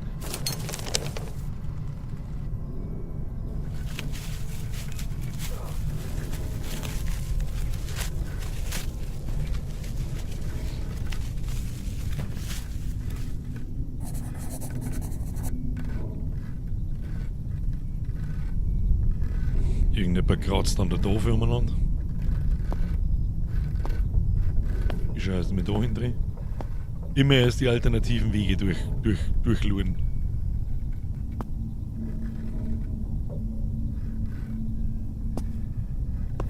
Schade, das ist mir einfach nicht an, heute der Futzen. Ah!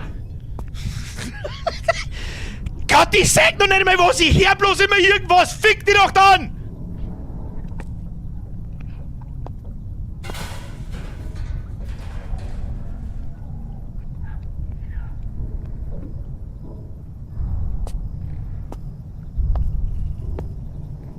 Wo ist denn Mizi? Аня мертва. Останься со мной.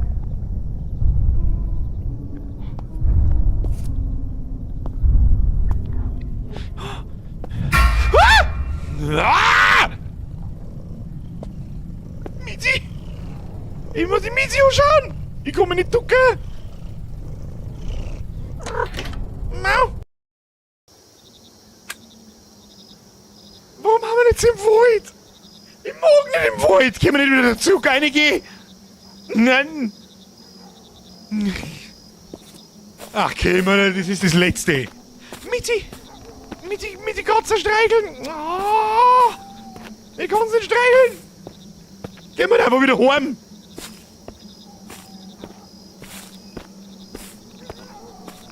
Können wir nicht wieder den Comic haben? Wie beamen sie unsere Katze eigentlich? Oder was ist mit der eigentlich? Oh, ich komm wieder schnell laufen, schon hin. Oh, jetzt steht er schon. Katze! Greenscreen kaputt. Jetzt geht's wieder. Birger der Naturhasser, ja? Ich muss mich am Arsch lecken mit einer Waldkacke. Wir rennen in der Finster mit der Taschenlampe im Wald umeinander, sag. Wir tun das. Looks like the gates are locked from the inside. I'll have to find another way. Müssen wir einen anderen Weg finden. Katze? Oh. What have I found here? Ah, Holzbrill! Was tue ich jetzt mit dem Holzbrill? If I find some boards, I can get over the fence. Wie das denn? Hä? Weiß ich nicht, das ist jetzt eine Mechanik, die hätte man sich auch sparen können. Was jetzt sein? Brett macht brettige Sachen, es brettert. After Grandpa found out that Anya was missing, he probably left his shift. But why didn't anyone cover for him? Was? Wo haben wir ihn jetzt wieder? Wo gehen wir? Wo gehen wir jetzt da hin? Aber jetzt sagt man, da hinten steht jemand, dabei ist bloß irgendeine Zeichnung von einem Pimmel. Also, ja genau, das sind die Garagen vom Anfang, oder? Church, buddy, where are you taking me? Church. Miezi. Oh, jetzt müssen wir irgendwas finden zum Aufbringen, ne? The key broke in the lock. Toll, super. Gut, super gut. Wahrscheinlich find something, find a way to retrieve the broken key, search the guard, check. There might be some useful tools. Aha. Where the heck is the guard check? Reime Monster! Irgendwie habe ich das Gefühl, dass ich da auch vergeben muss. Das jetzt nicht so unendlich viel Sinn macht, aber... Na da, das wird die guard check sein, hä? Come with me, bro. Show some respect, bro. Ja, da wird jetzt schon nichts fein. Was hat jetzt die alte Schupferbrunzen aus der Schule da suchen? Grandpa always hid the key somewhere nearby. Wahrscheinlich in die Schuhe drin. Wenn er schon so hinschaut. Also die Rätsel haben ein bisschen sehr einfach, muss man sagen. Aber gut, vielleicht wenn man die Hinweise ausmacht, dann geht's wahrscheinlich wieder. Oder? Oh no. Ach geh, hau halt einmal du ab. Was ist jetzt das wieder da? Okay, wir haben eine Sicherung. Warum wir auch immer diese Sicherung haben. Okay. Da hinten ist noch was. Ah ja, wegen wie die 40. Ja. Sonst... Oder sogar der Kühlschrank läuft.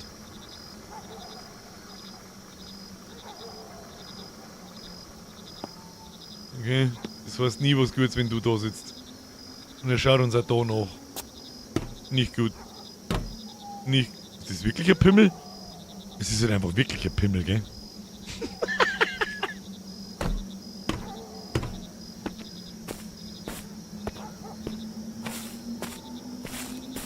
Okay, wir gehen.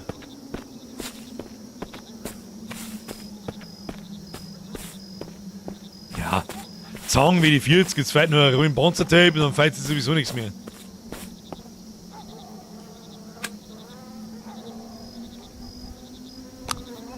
Ja, wenn wir wie die 40 rein, dann können wir einen Schlüssel rausziehen. Beziehungsweise wir können dran und dann geht's Schloss auf. Ja, es ist einigermaßen realistisch. Lass ich durchgehen. Kann funktionieren. Muss nicht, kann aber funktionieren. Na, mach du erst einmal die Taschenlampe, bevor wir mir die Bude da aufmachen. Was ist da los da herin? Ich glaub... Ah, ja, wir haben eine Sicherung dabei. Da brauchen wir nicht lange umeinander zipfen. Vielleicht hätte man... Das ist halt immer schade, wenn wir das nicht wissen vorher. Da hätte es jetzt wirklich gebracht, dass man die Hinweise, die weiß aufploppenden Dinger ausmacht, dann haben die Rätsel gleich schon geschmackiger. Ein bisschen zumindest. Was ist jetzt? Ach so. Nita! Oh nein.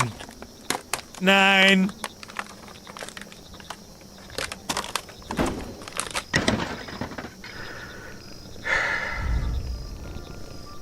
Oh man! So, that's where you were leading me, Church. You knew where Anya was all along.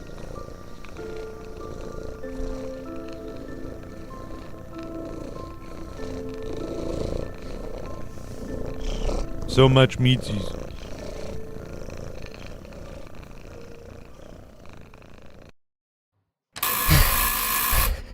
Jetzt sind wir wieder beim Demon. Am 1. Oktober. Oh no. Fuck, who's there? Was geht denn jetzt ab?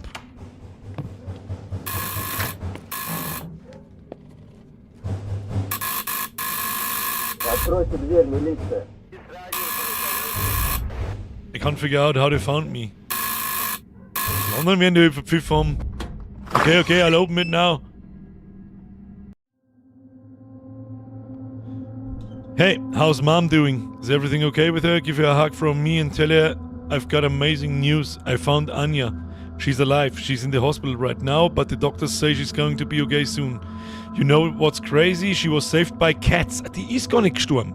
They stayed with her the whole time, keeping her warm. And our cat George, he barely left my side this whole time. It's like he knew where to go, like he was helping me find the way. Aber wieso... Achso, wir reden mit unserer Frau, ich meine mit unserer Mutter.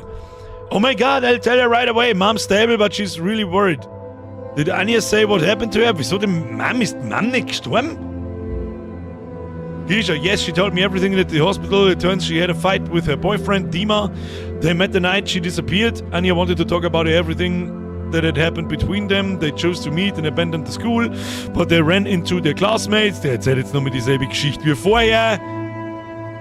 That's awful. I'm so sorry. I think you should talk to your dad about bringing Anya here as soon as she's discharged. Your mom would be so happy. Maybe it'll help her calm down at least a little.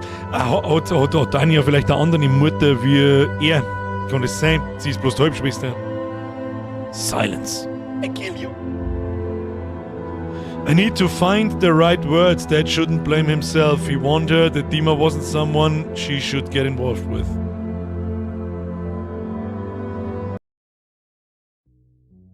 Zwei Wochen später. Guckerl schreibt nicht schlecht, aber wir hatten schon bessere. Da ich jetzt auch sagen. War wirklich nicht schlecht, aber ein paar so. Irgendein Weep erwische ich jetzt. Der ist aber. No. Als hätte es der Emika gewusst. No. Ist das das Ende? Ich weiß es nicht, Kinder. Ich weiß es nicht. Da, hier, Babypinguine. Da ist alles dabei. Jetzt haben wir das Zeug da gerissen. Das sind diese ganzen Dinge. I hate the drawing in the room was crumbled. Das sind die Dinge, das ist das. I know there's something I have to tell you. Someone at the school had been leaving me torn out pages from pages about what happened. Es ist ein bisschen viel Geschichte. Wenn es das jetzt war. I'm just a game. I can't change the world, but you can. Bullying isn't the story, it's real. Don't stay silent, don't look away, don't be indifferent. Das speichert sogar eine Message. Na, Mobbing ist real und Mobbing ist beschissen. Okay. Ich hätte jetzt am Schluss noch ein bisschen mehr erwartet, muss ich ganz ehrlich sagen.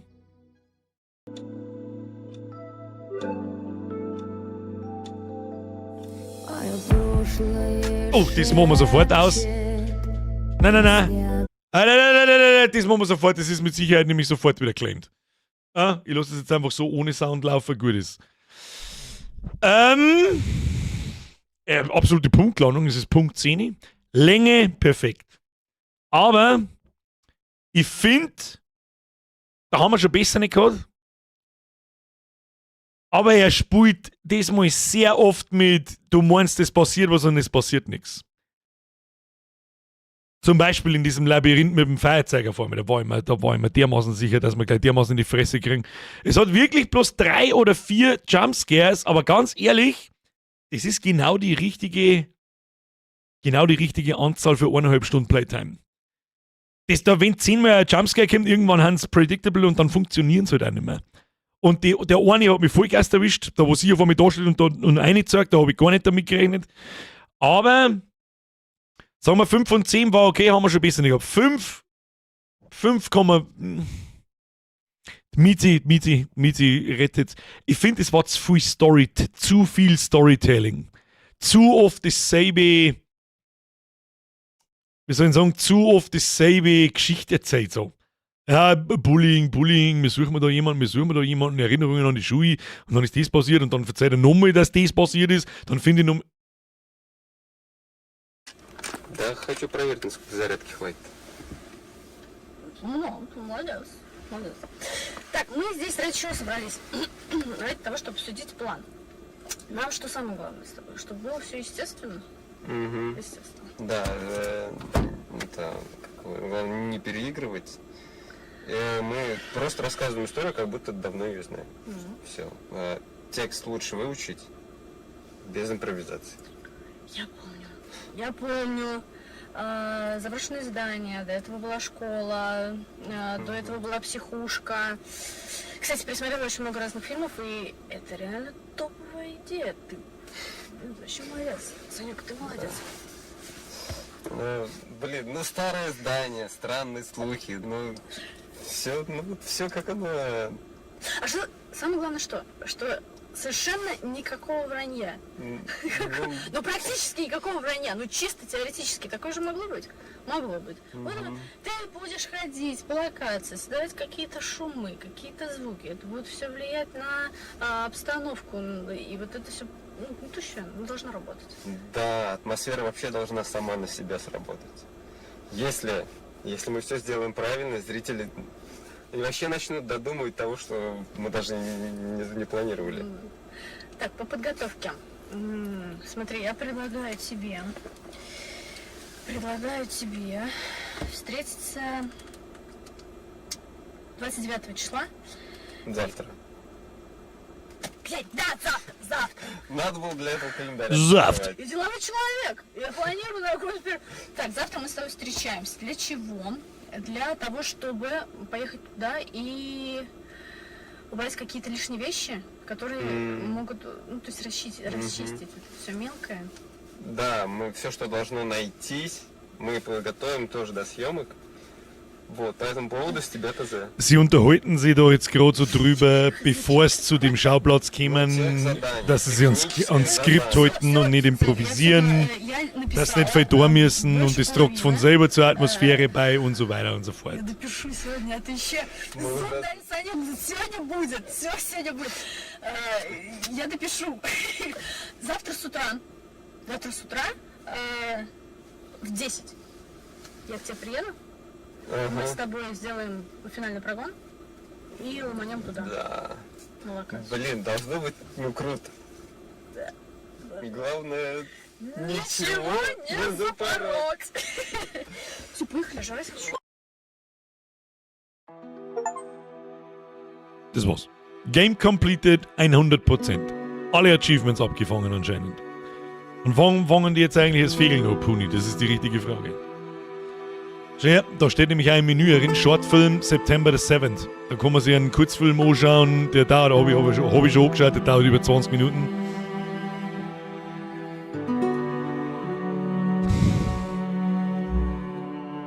Es ist nicht sein bestes Werk. Es ist ein gutes Werk, da braucht man nicht schmerzen. Vor allem als... Jetzt mein Wort Stimme abgehauen. Vor allem als... Es ist zwei Story-Schmerz. Also entweder man baut diesen Realfilm, was ich ziemlich cool gefunden habe, von diesen zwei, von dem Influencer-Typen, und da stehen dann überall die Kameras rum, weil jemand gefragt hat, wie passt das in die Story. Eigentlich gar nicht, das muss es aber auch gar nicht. Deswegen stehen dann da überall Kameras rum. Die haben nicht verschwunden, die zwei, wenn ich das richtig verstanden habe. Und der Timmy schreibt Horror wo? Dann bist du komplett besoffen. Wenn das kein Horrorspiel nicht war, dann weiß ich es auch nicht. Also wenn wir jetzt bloß noch als Jammer anfangen bei jedem Spiel, dann weiß ich es auch nicht. Mir persönlich hat Soundatmosphäre fertig gemacht, zum Beispiel wie es die Türen hinter dir zerrissen hat oder die Schulglocken. Er macht da mehr mit Sound-Jumpscares als mit optischen Jumpscares. Finde ich. Was aber auch nicht schaut. Er war stets bemüht, das darf ich jetzt auch nicht sagen, es ist nach wie vor, es ist schon ein gutes Spiel, aber er war ein bisschen zu übermotiviert beim Erzählen der Story. Den Teil mit dem Comic, den er jetzt nicht braucht, es ist teilweise wirklich viel zum Lesen. Ich habe kein Problem damit zu lesen, aber wenn die Texte dann teilweise so lang sind, dass ich da 5 Minuten ohne Leslaut, dann reißt mich das reißt mich ständig aus diesem Spiel aus. Aber wenn man mal im Spiel drinnen mit dieser Taschenlampe, mit diesem abgefuckten scheiß Schulgebäude, dann sitze ich halt da und verstecke mich.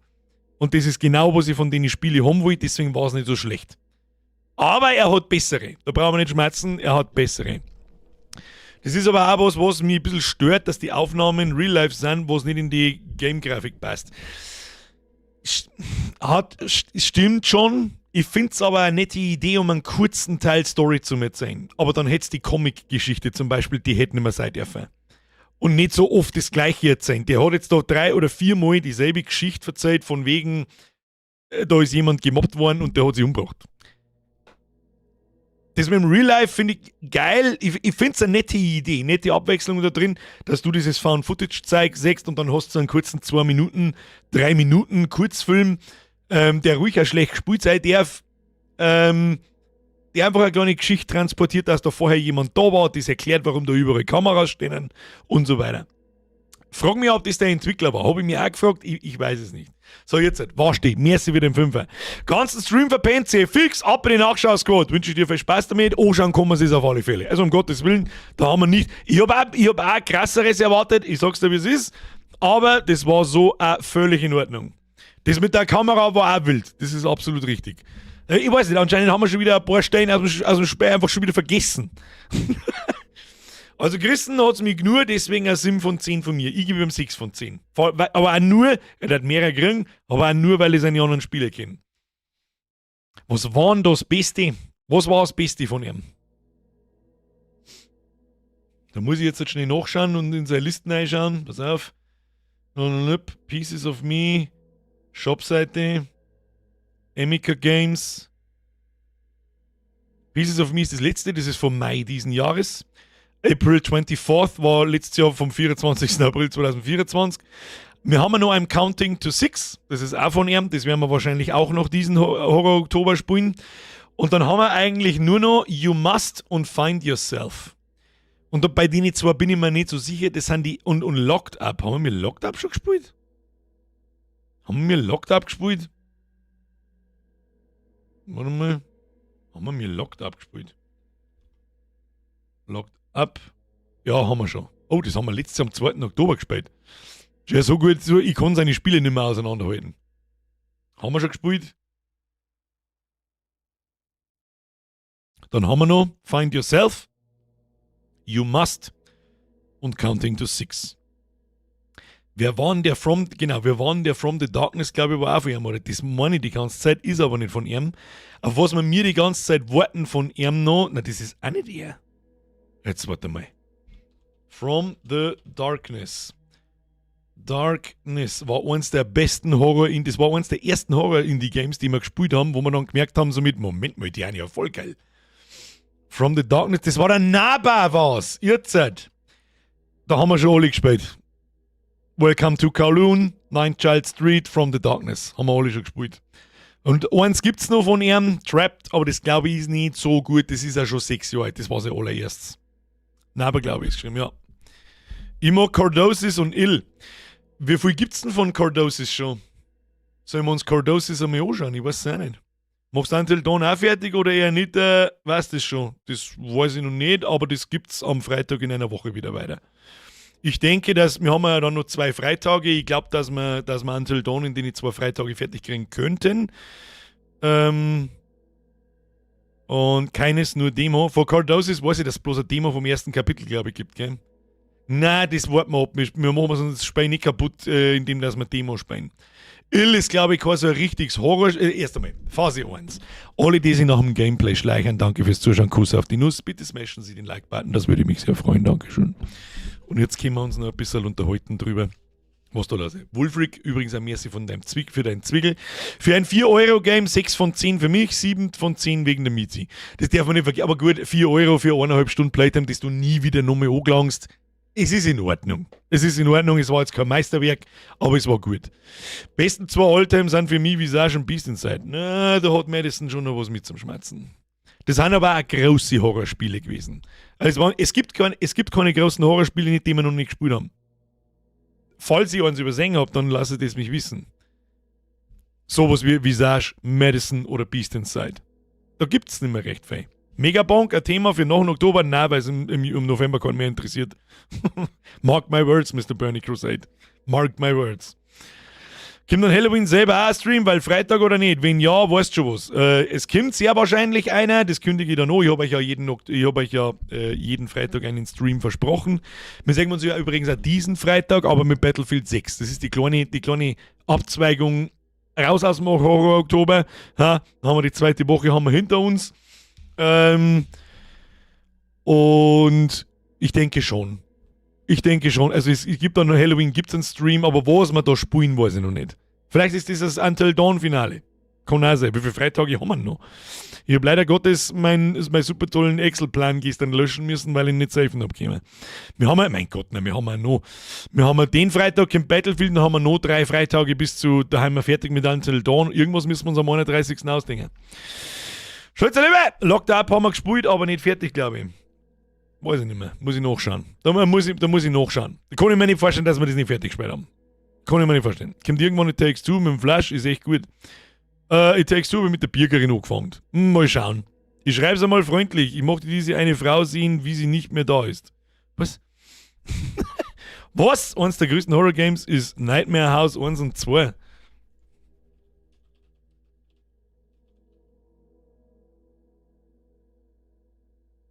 Ich finde da bloß Nightmare House, der Original Mod und Nightmare House. Das kenne ich gar nicht.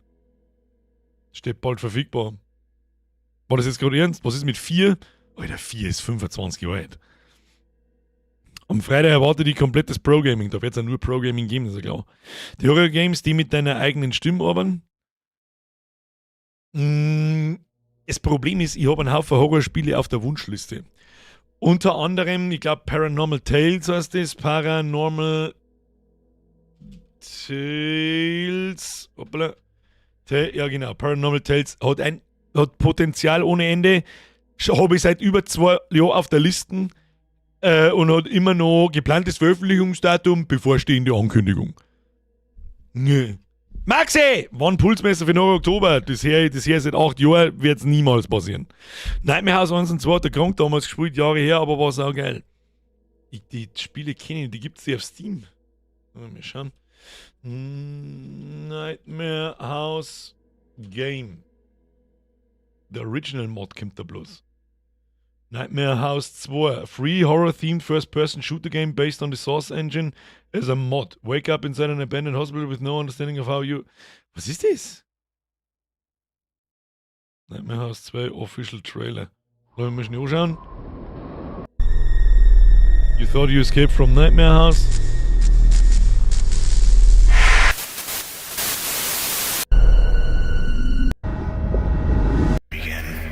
Sagt man nicht viel. Trailer? Ja, das ist nicht wirklich ein Trailer. Das sagt man nicht viel. The Original Mod. Jetzt warte mal. Was ist denn das? Nightmare House. The Original Mod. Kann ich das einfach so starten, kostet es nichts, oder was? Das ist vom 14. November 2000... Warte mal.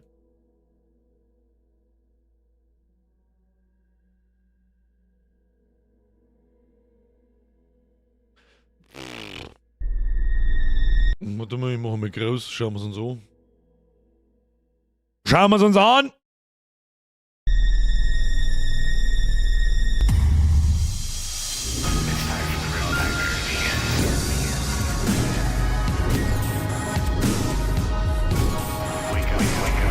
Welcome to Never Lose Hope Hospital.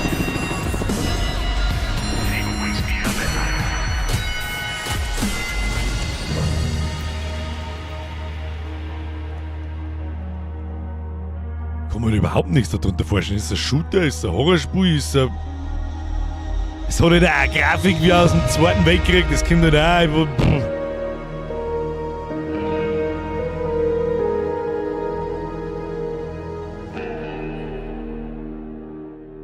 Ich weiß nicht, was das sein soll, so ganz. Schaut mir jetzt nicht nach so einem Horrorspiel oder nach dem ich suche.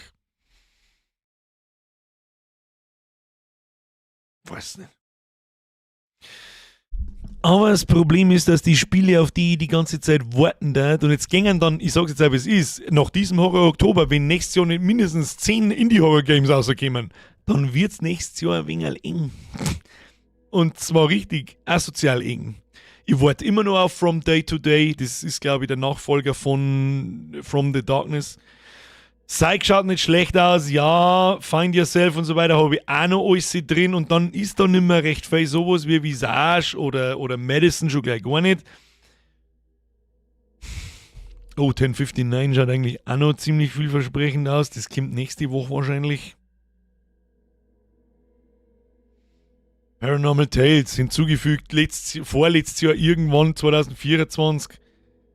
Schwierig. They are here, da die Worten. Amenti kommt auch noch, Puni kommt auch noch dieses Jahr. Madison VR, ich kenne das Spiel nur auswendig. Ich sag das, was es ist, das hat sich dermaßen nicht mehr hier brennt. Horror stirbt leider aus. Nein, der Horror stirbt nicht aus. Horror war nie wirklich da. Du kannst mit Horrorspielen nämlich kein Geld verdienen. Das ist das Problem. Mit reinen Horrorspielen kannst du kein Geld verdienen, sagen wir es so. Birger, kennst du den Slenderman? Das ist auch eine ikonische Horrorfigur, weiß ich, aber das Spiel habe ich eigentlich damals schon ziemlich peinlich gefunden. Das habe ich nicht so ganz verstanden. Oh, ich drehe mich um, dann steht da eine komische 2-Pixel-Figur, die einfach nur da steht und es macht. Ich liebe Horror Oktober, ich mag einen Horror Oktober auch, aber langsam, aber ich wirf mal wieder Poppy Playtime in den Ring. Das habe ich gerade da. Das ist doch kein Horrorspiel, nicht, oder? Das schaut so komisch bunt aus. In diesem gruseligen Abenteuer musst du überleben. Versuche die rachsüchtigen Spielzeuge aus der verlassenen Spielzeugfabrik zu überstehen. Mit deinem Grab-Pack kannst du elektrische Schaltkreise hacken oder etwas erbeuten. Erforsche die geheimnisvolle Anlage und lass dich nicht... Können wir uns auch mal schnell einen Trailer anschauen? Warum nicht? Warte mal.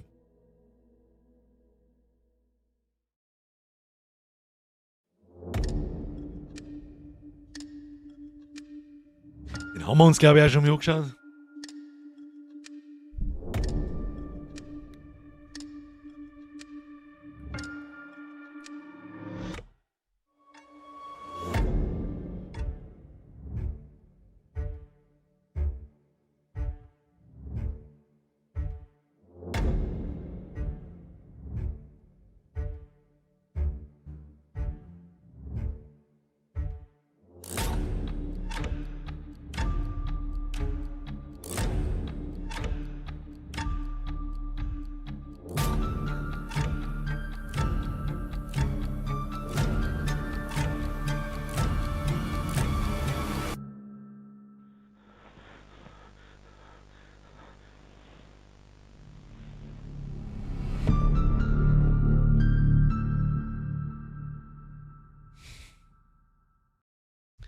Trailer ist jetzt so schwierig außer zum Singen. Aber so viele Leute schreiben, das ist krasser wie ich mein. Das ist richtig gut. Oh ja, Poppy dafür. Unterschätzt Poppy nicht. Das ist schon wild, etc. etc. Aber der Trailer sagt halt nicht viel. Kann man das durchspulen? Was hat das Playtime? Kapitel 1 war gratis. Wäre oder war? Ich finde, das hat Potenzial. Kann man das immer noch? Alle DLCs sind im Warenkorb. Chapter 2, 3, 4. Alter, das wird aber ziemlich schnell, ziemlich teuer, hä? Ah, das ist kostenlos spielbar. Und dann kann man sich Chapter 2, 3 und 4 kaufen, oder was?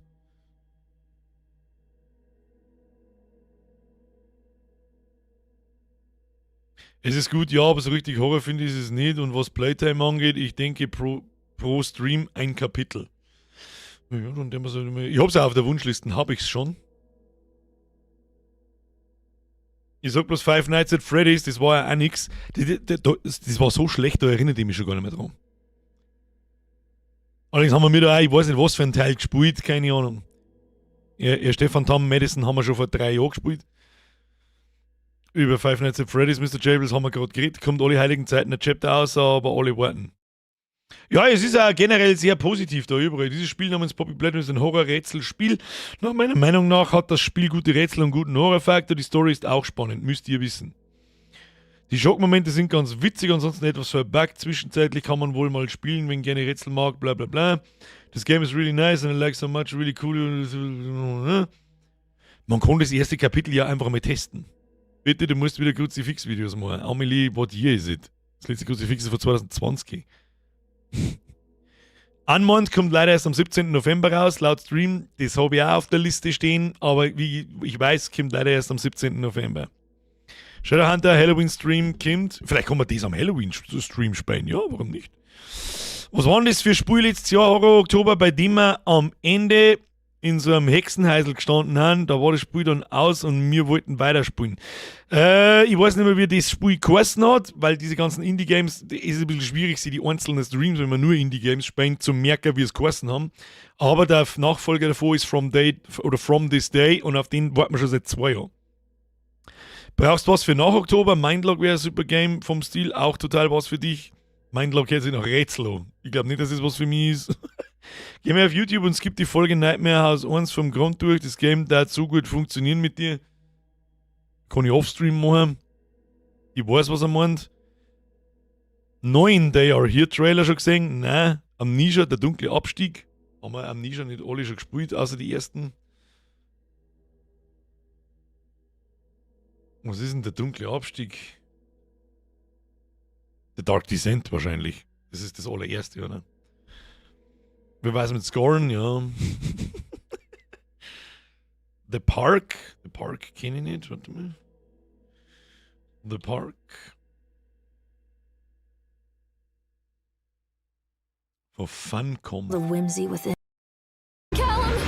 Vor der Kulisse eines unheimlichen Vergnügungsparks, der ein dunkles Geheimnis verbirgt, bietet der Park ein 1- bis 2-stündiges psychologisches Horrorspektakel in der Ego-Perspektive, das auf eine spannende Geschichte und detektivisches Gespür anstatt auf Krampf und Action. Was sagen dort Leute so? Ich muss sagen, im gesamten Spiel gab es eigentlich nur einen riesigen Schock und das war die Spielzeit. Nach einer Stunde ist das Spiel schon komplett durchgespielt. Tja, hätte man mal die Beschreibung gelesen, Mr. Ich Trottel.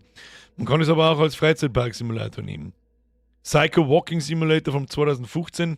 Kommt einmal auf die Wunschliste. Muss ich mal genauer anschauen. Was ist mit A Quiet Place? Ist das was? Das wollte ich eigentlich letztes Jahr schon spielen. Sagen dort Leute dazu. Was sagen dort Leute dazu? Oh, größtenteils positiv. Ja, das ist eben auch letztes Jahr am 17. Oktober gekommen. Ich habe mir eigentlich schon gedacht, warum habe ich das eigentlich nicht auf der... Aus irgendeinem Grund haben wir es nicht gespielt und ich weiß nicht warum. Survive in Silence. Es ist halt auch kein so ein typisches Horrorspiel, du musst halt leise sein. Du musst halt einfach leise sein. Und ich glaube halt inklusive Mikrofon leise sein. Indie-Game, Mindlock the Apartment, schau dir mal das Video an. Das glaube ich kenne ich.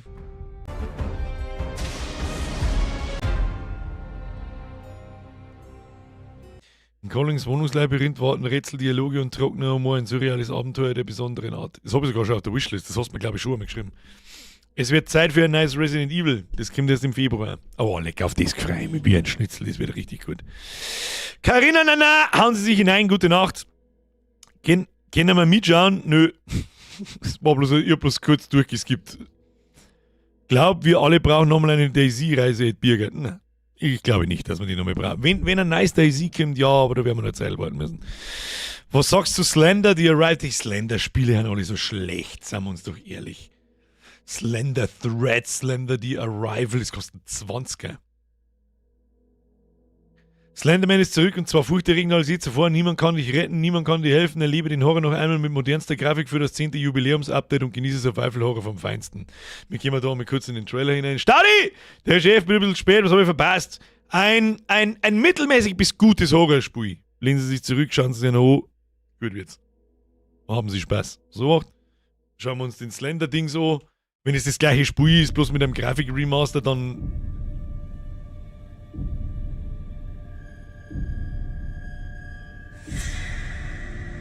Sommer haben wir schon gespielt, Mr. Zombie-Set. Ich glaube bloß nicht ganz fertig, weil es nicht so gut war.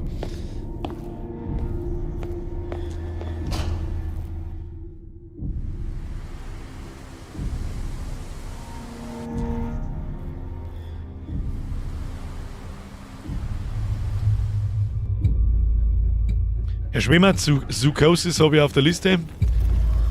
Ich glaube allerdings auch nicht, dass es so das typische Horrorspiel ist, der Walking Sim Horror, nach dem wir suchen. Ich bin jetzt nicht ganz sicher, was das da ist. Hat man in Slenderman nicht einfach in so einem Open World Verschnitt einfach Zettel suchen müssen, die irgendwo rumhängen und wenn du alle hast, dann passt's?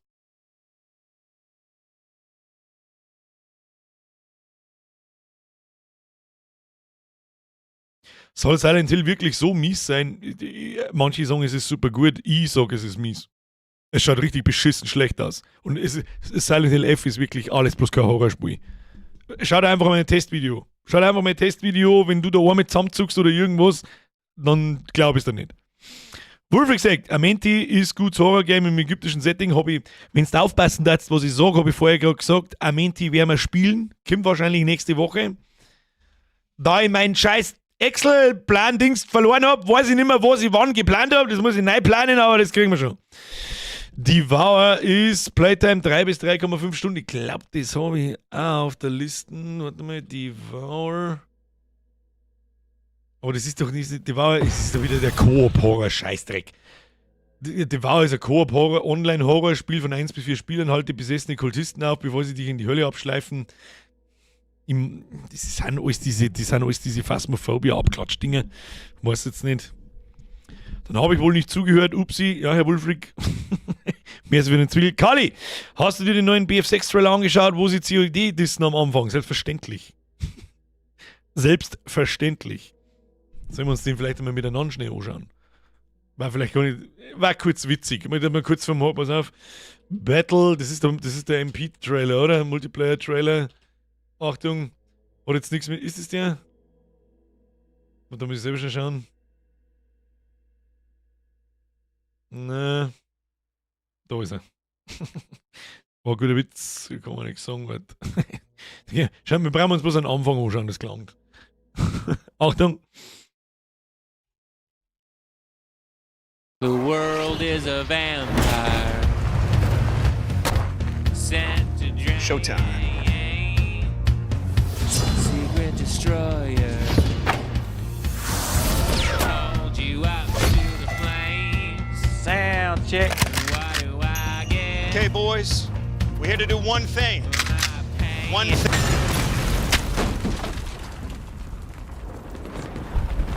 Who was that? Doesn't matter. Let's move. Scope the area. Das ist, wer den Trailer noch nicht gesehen hat, kann ja bei uns jemand da sein, der ihn noch nicht gesehen hat. Das ist ein Battlefield-Trailer, kein Call of Duty-Trailer. Es ist ein, wie soll ich sagen, es ist ein Seitenhieb Richtung Call of Duty, wegen die ganzen Collabo-Skins und so weiter und so fort. Und am allergeilsten finde ich halt, wie die, wo ist er denn? Da ist er. Wie die Typen auf dem Paddy Pimblett kämen, weiß ich nicht, aber es ist absolut nice. Es ist ein MMA-Fighter, der ein bisschen dümmlich ausschaut, aber gleich vermöbelt wie ein Arschloch. Das ist, finde ich, lustig. Und diese ganzen lustigen Details, da die bunten Waffen, die sie in der Hand haben, einen fetten Raketenwerfer mit 1000 Aufkleber drauf und so weiter. Und wenn es zerreißt, die ganzen Details, dann liegen eine Skin-Waffen und so weiter, liegen da alle am Boden umeinander. Es ist ja der Seitenhieb in Richtung Call of Duty und diese ganzen behinderten Skins. Fühlt sich ein bisschen an wie die alten, Hand hoch, wer sich noch drüber erinnert, wie die alten Werbungen, diese Bash-Werbungen zwischen McDonald's und Burger King und zwischen Cola und Pepsi. Was glaube ich mittlerweile, auf dem, wie soll ich sagen, das glaube ich ist nicht mehr so ganz erlaubt, dass man das tut, dass man in Werbung andere Firmen schlecht macht. In den 90ern ging das noch. Weil einige nur einen Haufen Spiele schreiben, also was auf der Liste steht für dieses Jahr noch. Amenti, was ich jetzt gerade noch im Kopf habe. Amenti, Blasphemia, du hast auch gerade was geschrieben, Graveyard Shift, steht zumindest jetzt in der letzten Woche ist drin gestanden. Nächste Woche kommt auf alle Fälle noch mal Luto, da werden wir Luto fertig spielen. Dann kommt wahrscheinlich Amenti. Am Freitag kommt Until Dawn. Die Woche drauf werden wir uns dann nur noch mit Indie-Horror-Games begnügen müssen. Und da finden wir dann schon was. Hätte ich gesagt. Iron Bark Lookout Show angeschaut? Nein, weiß ich gar nicht, was das ist. Beef-Werbungen waren immer gut, das ist richtig. Und ich finde da scheiße, dass das verboten wird. Grey Hill Incidents ist absolut schlecht bewertet, mag ich nicht spielen. Ich kenne Grey Hill Incident natürlich. Das ist das eigentliche Alien-Spiel, wo ich schon ewig lang auf der Liste habe, das auch schon released ist. Aber das muss dermaßen schlecht sein, dass es ganz aus ist. Aber Siri, jetzt erst habe ich was verpasst. Schade, ja, hast du. Der Cabin Factory. Dann Order 13 habe ich noch auf der Liste. Und Psychosis habe ich noch auf der Liste. Warte mal. Habe ich Order 13 in der Wishlist? Ja, habe ich. Psychosis. Das habe ich nicht auf der Wunschliste. Warum nicht? Ja, ich glaube, ich weiß wieder warum, weil die Bewertungen nur ausgeglichen sind. Und ja. Es ist normalerweise nicht gut. Tried to read story text, but text vanished before I could finish reading. I had text timers. Ja, me too. Es macht Spaß, das Spiel zu spielen. Tolle Bewertung. Etwas kompliziert, aber zu empfehlen. Auch coole Monster und Animationen. Das Spiel ist sehr cool mit den verschiedenen Endings und so. Alter, dann kann ich es ja gleich bleiben lassen, wenn ich eine Rezension schreibe. Was ist mit dir?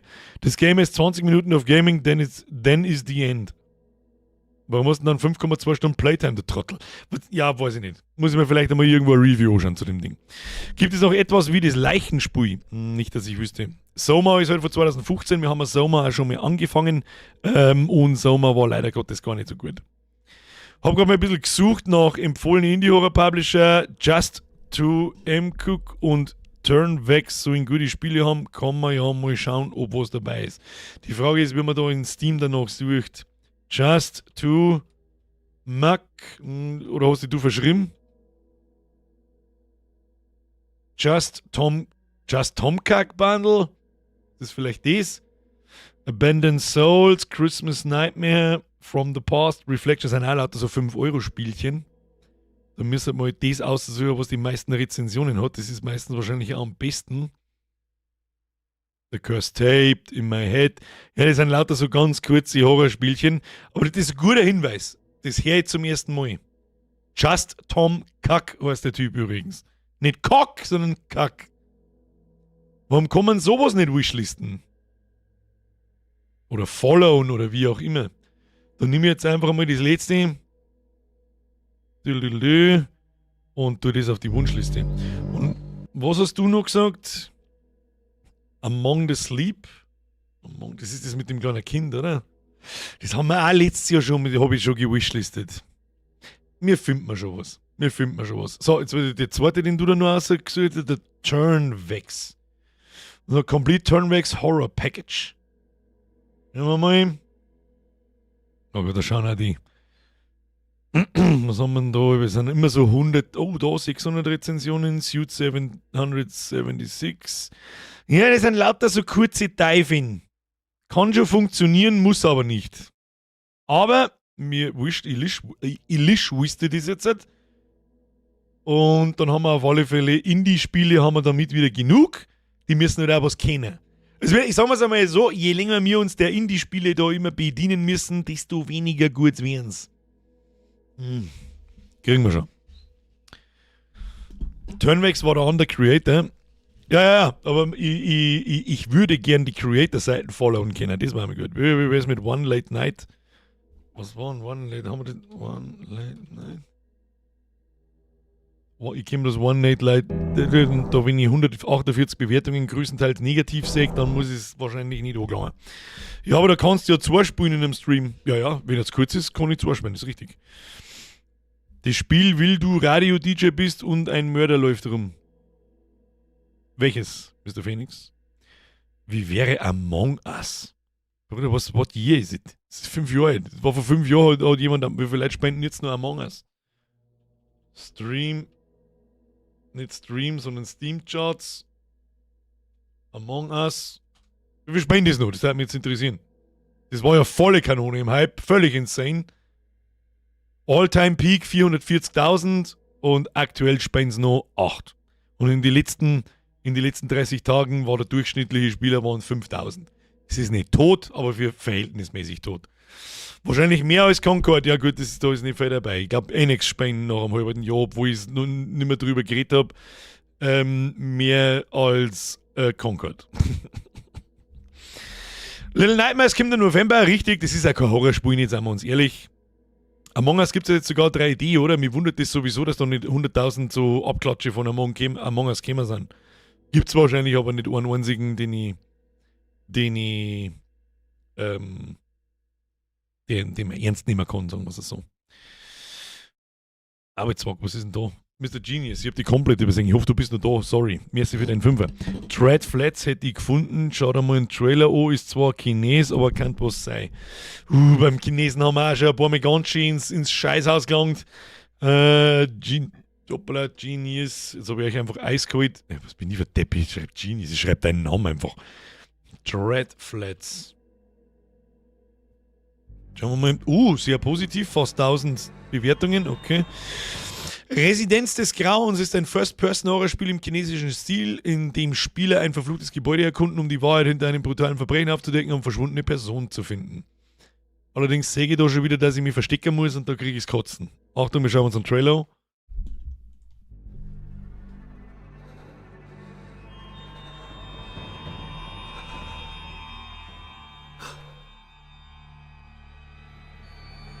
Okay. Das Badehausspiel war auch von einem Chinesen, ja, im Gamli.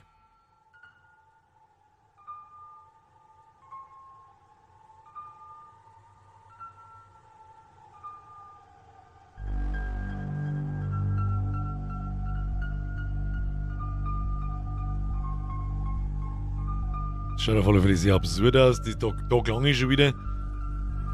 Langzungene Figuren kriege ich das Kotzen. Bis der Breselfetzen hauen sie sich hinein. Okay, das schaut sehr absurd aus. Ich kann aber nicht aussehen, was für eine Art von Spiel das ist. Herr Kais! Kennst du Daylight? Das ist ein bisschen älter, aber auch gut. Ich glaube ja.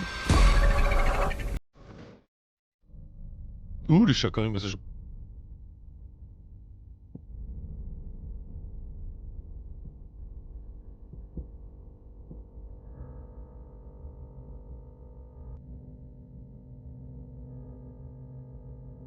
Das mit der Kameraperspektive ist sowieso die letzte. Und das ist wieder der Vorlaufer-Ding, gell? Das hasse ich.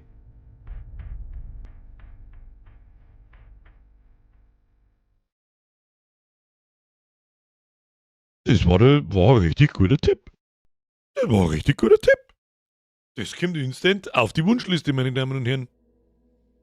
Das schaut gar nicht mal so schlecht aus. Wer ist das? Ghost Case heißen die? Haben die mehr? Nö. Haben nur die so eine Spiel. Das kostet bloß 5,90 €. Das ist ein Indie-Game, aber es schaut nicht schlecht aus. Mr. Mara, hauen Sie sich hinein. So, Herr Kais. Moment, was haben Sie für Daylight? Lass mich nicht schauen. Ich glaube ja. Gut, da kommt natürlich erst mit Dead by Daylight, aber gibt es da nicht mehrere? Einfach nur Daylight, da ist Daylight. Das habe ich sogar, ja, dachte ich mir. Das habe ich auf der Wishlist, aber es ist halt 1000 Bewertungen, aber ausgeglichen. Sie erwachen in einem verlassenen Krankenhaus, gefangen. Ihre einzige Lichtquelle ist ihr Handy. Ist das, warte mal.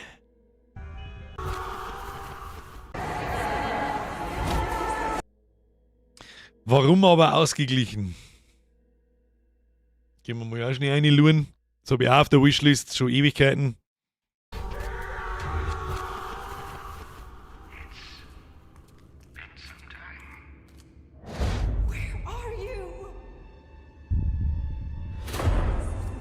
So darf schon nicht schlecht ausschauen.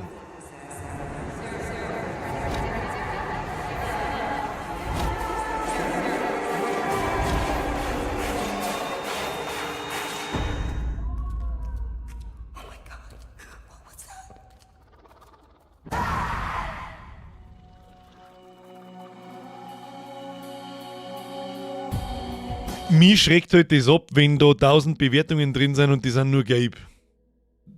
Daylight, ein Spiel spaltet die Community. Positiv, an sich ist das Gameplay kreativ. Düsteres Setting, Grafik und Soundeffekte sind recht optimal, aber mehr nicht. Neutral, null. Der Spannungsbogen ist meiner Meinung nach nicht wirklich ausgewogen. Manchmal erschreckt man sich zu Tode oder man ist leicht gelangweilt. Man hat sich offenbar keine Mühe gemacht, die Rätsel zu variieren. In Anbetracht gewisser Mängel und der kurzen Spieldauer ist der Preis von 10 € gerade so angemessen. Negativ. Recht kurze Spieldauer, da habe ich gar kein Problem damit, da bin ich sogar recht froh drüber, wenn wir das vielleicht auf 1 oder maximal 2 Streams durchbringen. Trotz mehr als erfüllten Systemanforderungen ist das Spiel manchmal nicht wirklich flüssig oder ruckelgleich. Nach einer gewissen Zeit weiß man, was für eine Art Jumpscare einen erwartet. Nochmal, so eine typische Positivgrafik ist okay, sehr gute Soundkulisse, viele Schreckmomente. Man hat ständig Angst, dass es vor allem am Anfang viele Ecken und Kanten gibt, wo man sich erschreckt. Sehr gute Atmosphäre, sehr abwechslungsreich, negativ, man bleibt oft wo hängen. Man muss sich sehr gut Wege merken können, sonst verläuft man sich leicht. Oh Gott im Himmel, Alter. Wenn man schnell ist, hat man das Spiel in weniger als 2 Stunden durch. Was sind denn dann die negativen? Kurzes Horrorerlebnis, welches nur im Sale empfehlenswert ist. Ein sehr kurzes, mäßiges Horrorgame. Die Grafik ist für 2014 super und auch im Jahr 2023 noch akzeptabel. Pro, Contra, interessante Story, die man einige sind. Gutes Sounddesign, kurz mal für einen Abend. Contra, kein Wiederspielwert, schlauchige, eintönige Level. Achievement. Meine Stimme ist halt nicht ganz da, ich weiß nicht, was da los ist. Horror wirkt nicht so richtig, persönliches Empfinden, stupides Wiederholen von Aufgaben, ja gut, das kann ich dann schon nachvollziehen. Jumpscares wirken nach einiger Zeit nicht mehr, Wiederholung, keine neuen Ideen. Gut, wenn das ein Stream lang gelangt, für das kann es gelangen. Aber für das, The Cabin Factory hat auch 1700 Bewertungen und die sind sehr positiv, kostet 291, meine ich. Schgucke.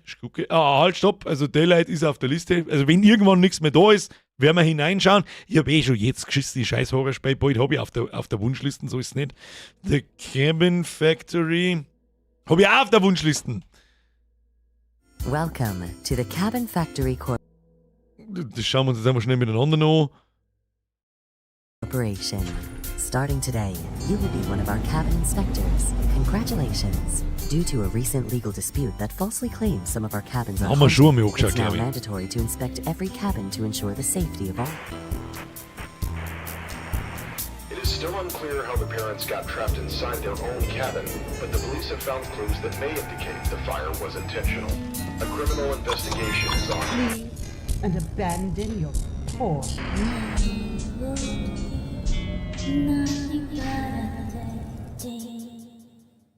By entering this elevator, you have accepted all the terms of your contract, which may be updated without notice. Welcome Hoppala. to the cabin. Was sagen wir denn nächste Woche? Was habe ich gesagt, ist nächste Woche da? Ein Menti oder irgendwas anderes? Irgendwie interessiert mich das da. Das ist halt jetzt gerade im Moment so. Montag Luto, Mittwoch Cabin Factory, Freitag Until Dawn. Was sagen wir noch dazu? Also ich erwarte euch sowieso auch den Freitag im Stream, das ist aber schon klar. Da wird geschossen. Das Spiel hat doch auch Henno gespielt, war echt geil. Weiß ich nicht, ich kenne Henno natürlich, ich schaue auch ab und zu was, aber nicht alles. Oh nein, nicht das Cabin Game ist nicht so gut. Weißt du, was soll jetzt ich da rauslesen? Manche schreiben, boah, das ist richtig hart, boah, das ist richtig gut, boah, das ist richtig gut. Dann kommt der Runenfaust und sagt, nicht der Runenfaust, Entschuldigung, wer hat's geschrieben? Jetzt finde ich es nicht mehr. Oh nein, nicht das Cabin Game, das ist nicht so gut, schreibt der Shadowhunter. Was soll ich machen? Spiel's einfach, wenn es dazu ist. Tu ja sowieso. Jesse, jetzt kennen wir uns dann schon 2 Tage lang. Ich spiele sowieso einfach auf, was ich Bock habe. Das Problem ist, wenn ich am Sonntag im Discord übrigens, hier unten Link, wenn er nicht im Discord ist, wenn ich die Ankündigung mache, also wenn ich mir Sonntagnachmittag Gedanken mache, was spielen wir jetzt tatsächlich kommende Woche. Ludo ist sowieso einmal fest, das spielen wir am Montag und spielen wir am Montag auch fertig. Egal wie lange das dauert. Am Mittwoch ist so der Platz fürs Indie-Game und am Freitag ist sowieso Until Dawn. Ich finde, das ist wirklich eine gute Mischung aus Jumpscare-Action und Atmosphäre-Horror und aus cheesy Jumpscare lockerem Horror, finde ich. Also ich glaube, dass das sehr ausgeglichen ist. Es muss ja nicht jeden Montag, Mittwoch und Freitag vollkommen eskalieren. Das will ja ich nicht, sage ich dir, was es ist. Aber das machen wir 2 Wochen und dann wird es langweilig. Cabin Game ist halt mehr eine Story als Horror, finde ich. Wie kann dann jemand da oben schreiben, Alter, das ist hart. In Biggers Discord gilt alle Angaben ohne Gewähr. Das ist überhaupt nicht wahr, Siebjörn. 0. Ja, aber es gibt ein paar Leute mit Ahnung, die merken, wie gut das Luto ist. Amente ist das Pyramidending, oder? Ja, das ist so, ja genau. Ich glaube, du rennst dann auch in einer Pyramide umeinander. In einem Pyramidengrab. Der Quartun schreibt zum Beispiel, er findet das richtig hart. Auf wen her jetzt da? Wir spielen es einfach. Bis jetzt schaut es da noch aus, das hat mir jetzt einfach gefallen. Wie wär's mit einem VR-Brillenspiel? Nein, wirklich nicht. Ganz ehrlich, das war eine der krassesten Fehlinvestitionen meines Lebens, dieses VR-Headset.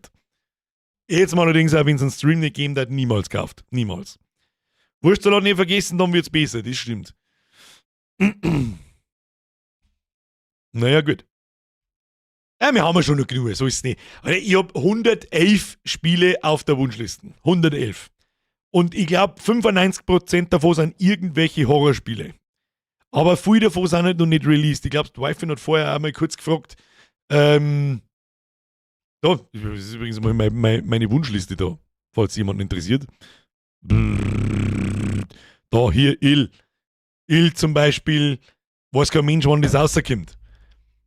Transport FIFA 3, da habe ich Bock. Was haben wir da noch? Ja gut, 95% ist vielleicht ein bisschen viel, aber da hat der Cabin Factory Order 13 steht auch noch auf der Liste, das schaut auch witzig aus. Haben wir so viel, da hat der Paranormal Tales, hat so gut ausgeschaut, mit so ultra realistischer Grafik und total absurden Scheißdreck. Kommt einfach ums Verrecken nicht raus. Und weil die Wife ihn gefragt hat, spielen wir, wenn es rauskommt. Ich glaube nicht, dass das typische Horrorspiel ist. Warum? Du hast da Waffen, ganz einfach. Ich warte auf Tormentor. Was war denn das, glaube ich? War das nicht das ultimative Folterspiel? Oder wo du den Besen spielst und Leute völlig zlängen kannst? Nochmal. Da gibt es bloß Tormentor Punisher. Tormentor Prolog. Ja, ist schon das. Mad Mind Studios, bevorstehende Ankündigung. Da kommt der Prolog. Der machen wir auf die Wunschliste. Der Stream wird rot. Der wird rot. Take on the role of a merciless torturer who, working with a dark organization, Cerberus manages a prison abandoned years ago where he tortures sinners to reveal their guilt.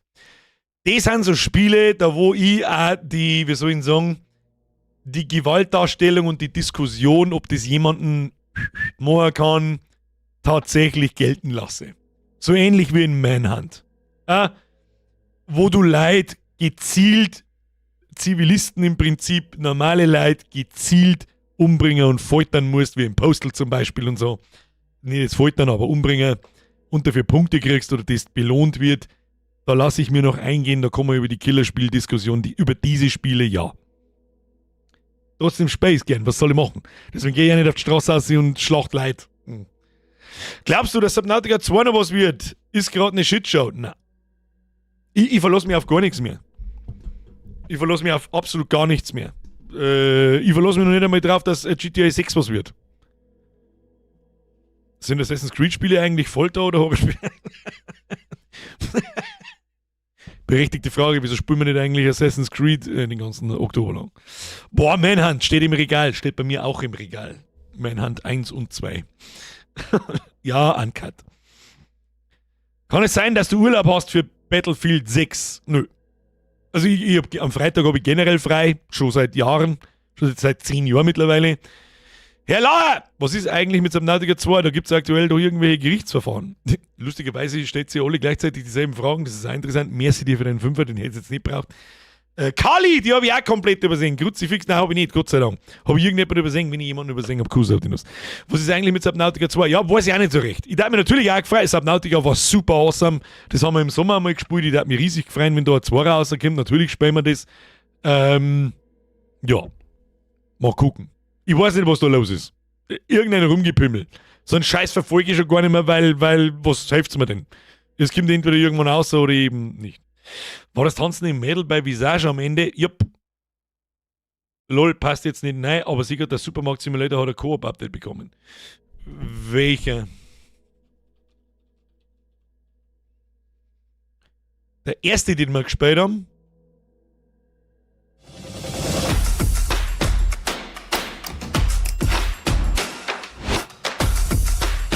Aber haben wir da nicht schon alles gespielt, was man spielen kann?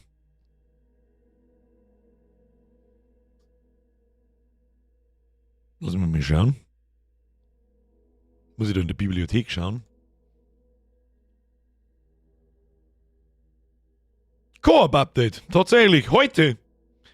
We are thrilled to announce the Co-op-Update. Haben Sie es gespannt, dass es einen kostenlosen Supermarket-Simulator gibt, der namens Supermarket Together heißt, den man miteinander umsonst spielen kann. Muss ich mir mal anschauen, wie viele Updates da in den... Wann haben wir das jetzt mal gespielt? Das ist auch schon wieder 2 Jahre her wahrscheinlich. Was da so ist, gekommen ist, ob sich das rentiert, dass wir das noch mehr auspacken. Weil das war schon wichtig, dass man... Gut, nach 2 Jahren kann man so und so einmal wieder spielen. Aber wenn, dann darf ich es halt gern öfter spielen. Nicht bloß einmal, sondern 2, 3, 4 Mal. Und das Ding halt so richtig ausbauen. Das war eigentlich schon ganz witzig. Können wir mal wieder Kackspiele? Ja, möglich. Warum nicht? Warum nicht? Na gut, meine Damen und Herren, für nächste Woche steht. So, warum habe ich eigentlich immer nur ein Tina Pro Gamer am Kopf? Und reißen wir 15 Haare aus damit. Kruzifix. So. Meine Damen und Herren, ich hoffe, es hat Ihnen gefallen. Der Horror Oktober, glaube ich, läuft ganz gut. Er ist ausgeglichener als der letztes Jahr. Ich weiß auch nicht, ich hoffe, dass die Leute nicht völlig umeinander warnen mit, das ist nicht krass genug oder keine Ahnung. Ich finde es eigentlich krass genug. Sagen wir es, wie es ist. Und wir sehen uns am Freitag um 20 Uhr. Das wird ein Open-End-Stream. Oder so lange, wie ich Bock habe, dass ein Stream läuft nebenbei. Ich werde um Punkt 5 zum Zocken anfangen, vorausgesetzt die Battlefield-Server geben es her. Ich bin sehr gespannt. Wir sehen uns um 20 Uhr. Der Squad ist noch nicht ganz voll. Ein Platz geht uns noch, beziehungsweise bei einem Platz bin ich mir nicht sicher, wem ich dem genau gibt. Und dann werden wir reinzocken. Ich bin mir auch relativ sicher, ich glaube, bei Battlefield 6 schauen wir uns nicht die Singleplayer-Kampagne an. Kein Mensch auf dem Planeten kauft sich Battlefield wegen einer Singleplayer-Kampagne. Sicherlich war es einigermaßen interessant, die herzuzwingen, damit es manch einer nicht kaufen muss. Die dauert, glaube ich, also 4-5 Stunden. Vielleicht können wir das irgendwann einmal nachholen. Aber es ist Multiplayer. Multiplayer is everything. Ja? Wer Battlefield wegen einem Singleplayer kauft und sich dann beschwert, dass er bloß 4 Stunden kriegt, dem ist nicht zu helfen. Dem kann ich nicht helfen. Was soll ich machen? Meine Damen und Herren, es war mir ein Fest, Sie belustigen zu dürfen. Ich hoffe, Sie hatten Spaß. Ich hatte keinen. Oder zumindest nicht viel. Ich würde sagen, wir sehen uns am Freitag um 20 Uhr. Vielen Dank fürs Zuschauen. Kuss auf die Nuss. Danke für die ganzen neuen Mitgliedschaften. Da waren nicht einige dabei. Danke für die ganzen Resubs. Danke für die ganzen Donations. Danke für alles. Triple F für die Moderatoren. Philipp, merci für deinen Resub. So, ab in Nachschau-Squad. Hauen Sie sich hinein. Ich wünsche viel Spaß. Schöne Grüße an den Nachschau-Squad an dieser Stelle, was wir schon lange nicht mehr gemacht haben. Nachschau-Squad. Abkommentieren, wer sich das bis dahin angeschaut hat. Na? Nur Pro-Gamer schauen das bis dahin noch. So sieht es nämlich aus. Und jetzt wünsche ich dem Rest eine gute Nacht. Morgen soll der Tag ganz furchtbar schnell vergehen, dass endlich Freitag ist und dass wir endlich Battlefield spielen können. So sieht's aus. Ich wünsche Ihnen was. Hauen Sie sich hinein. Und wo ist die Tröte? Da ist die Tröte. Schleichen Sie sich davon. Hashtag Strapse. Ganz, ganz klassisch. Wunderbar. Und jetzt hauen Sie hinein. Halle! So. Achtung. Blauer Hodern. Bis Freitag. Okay.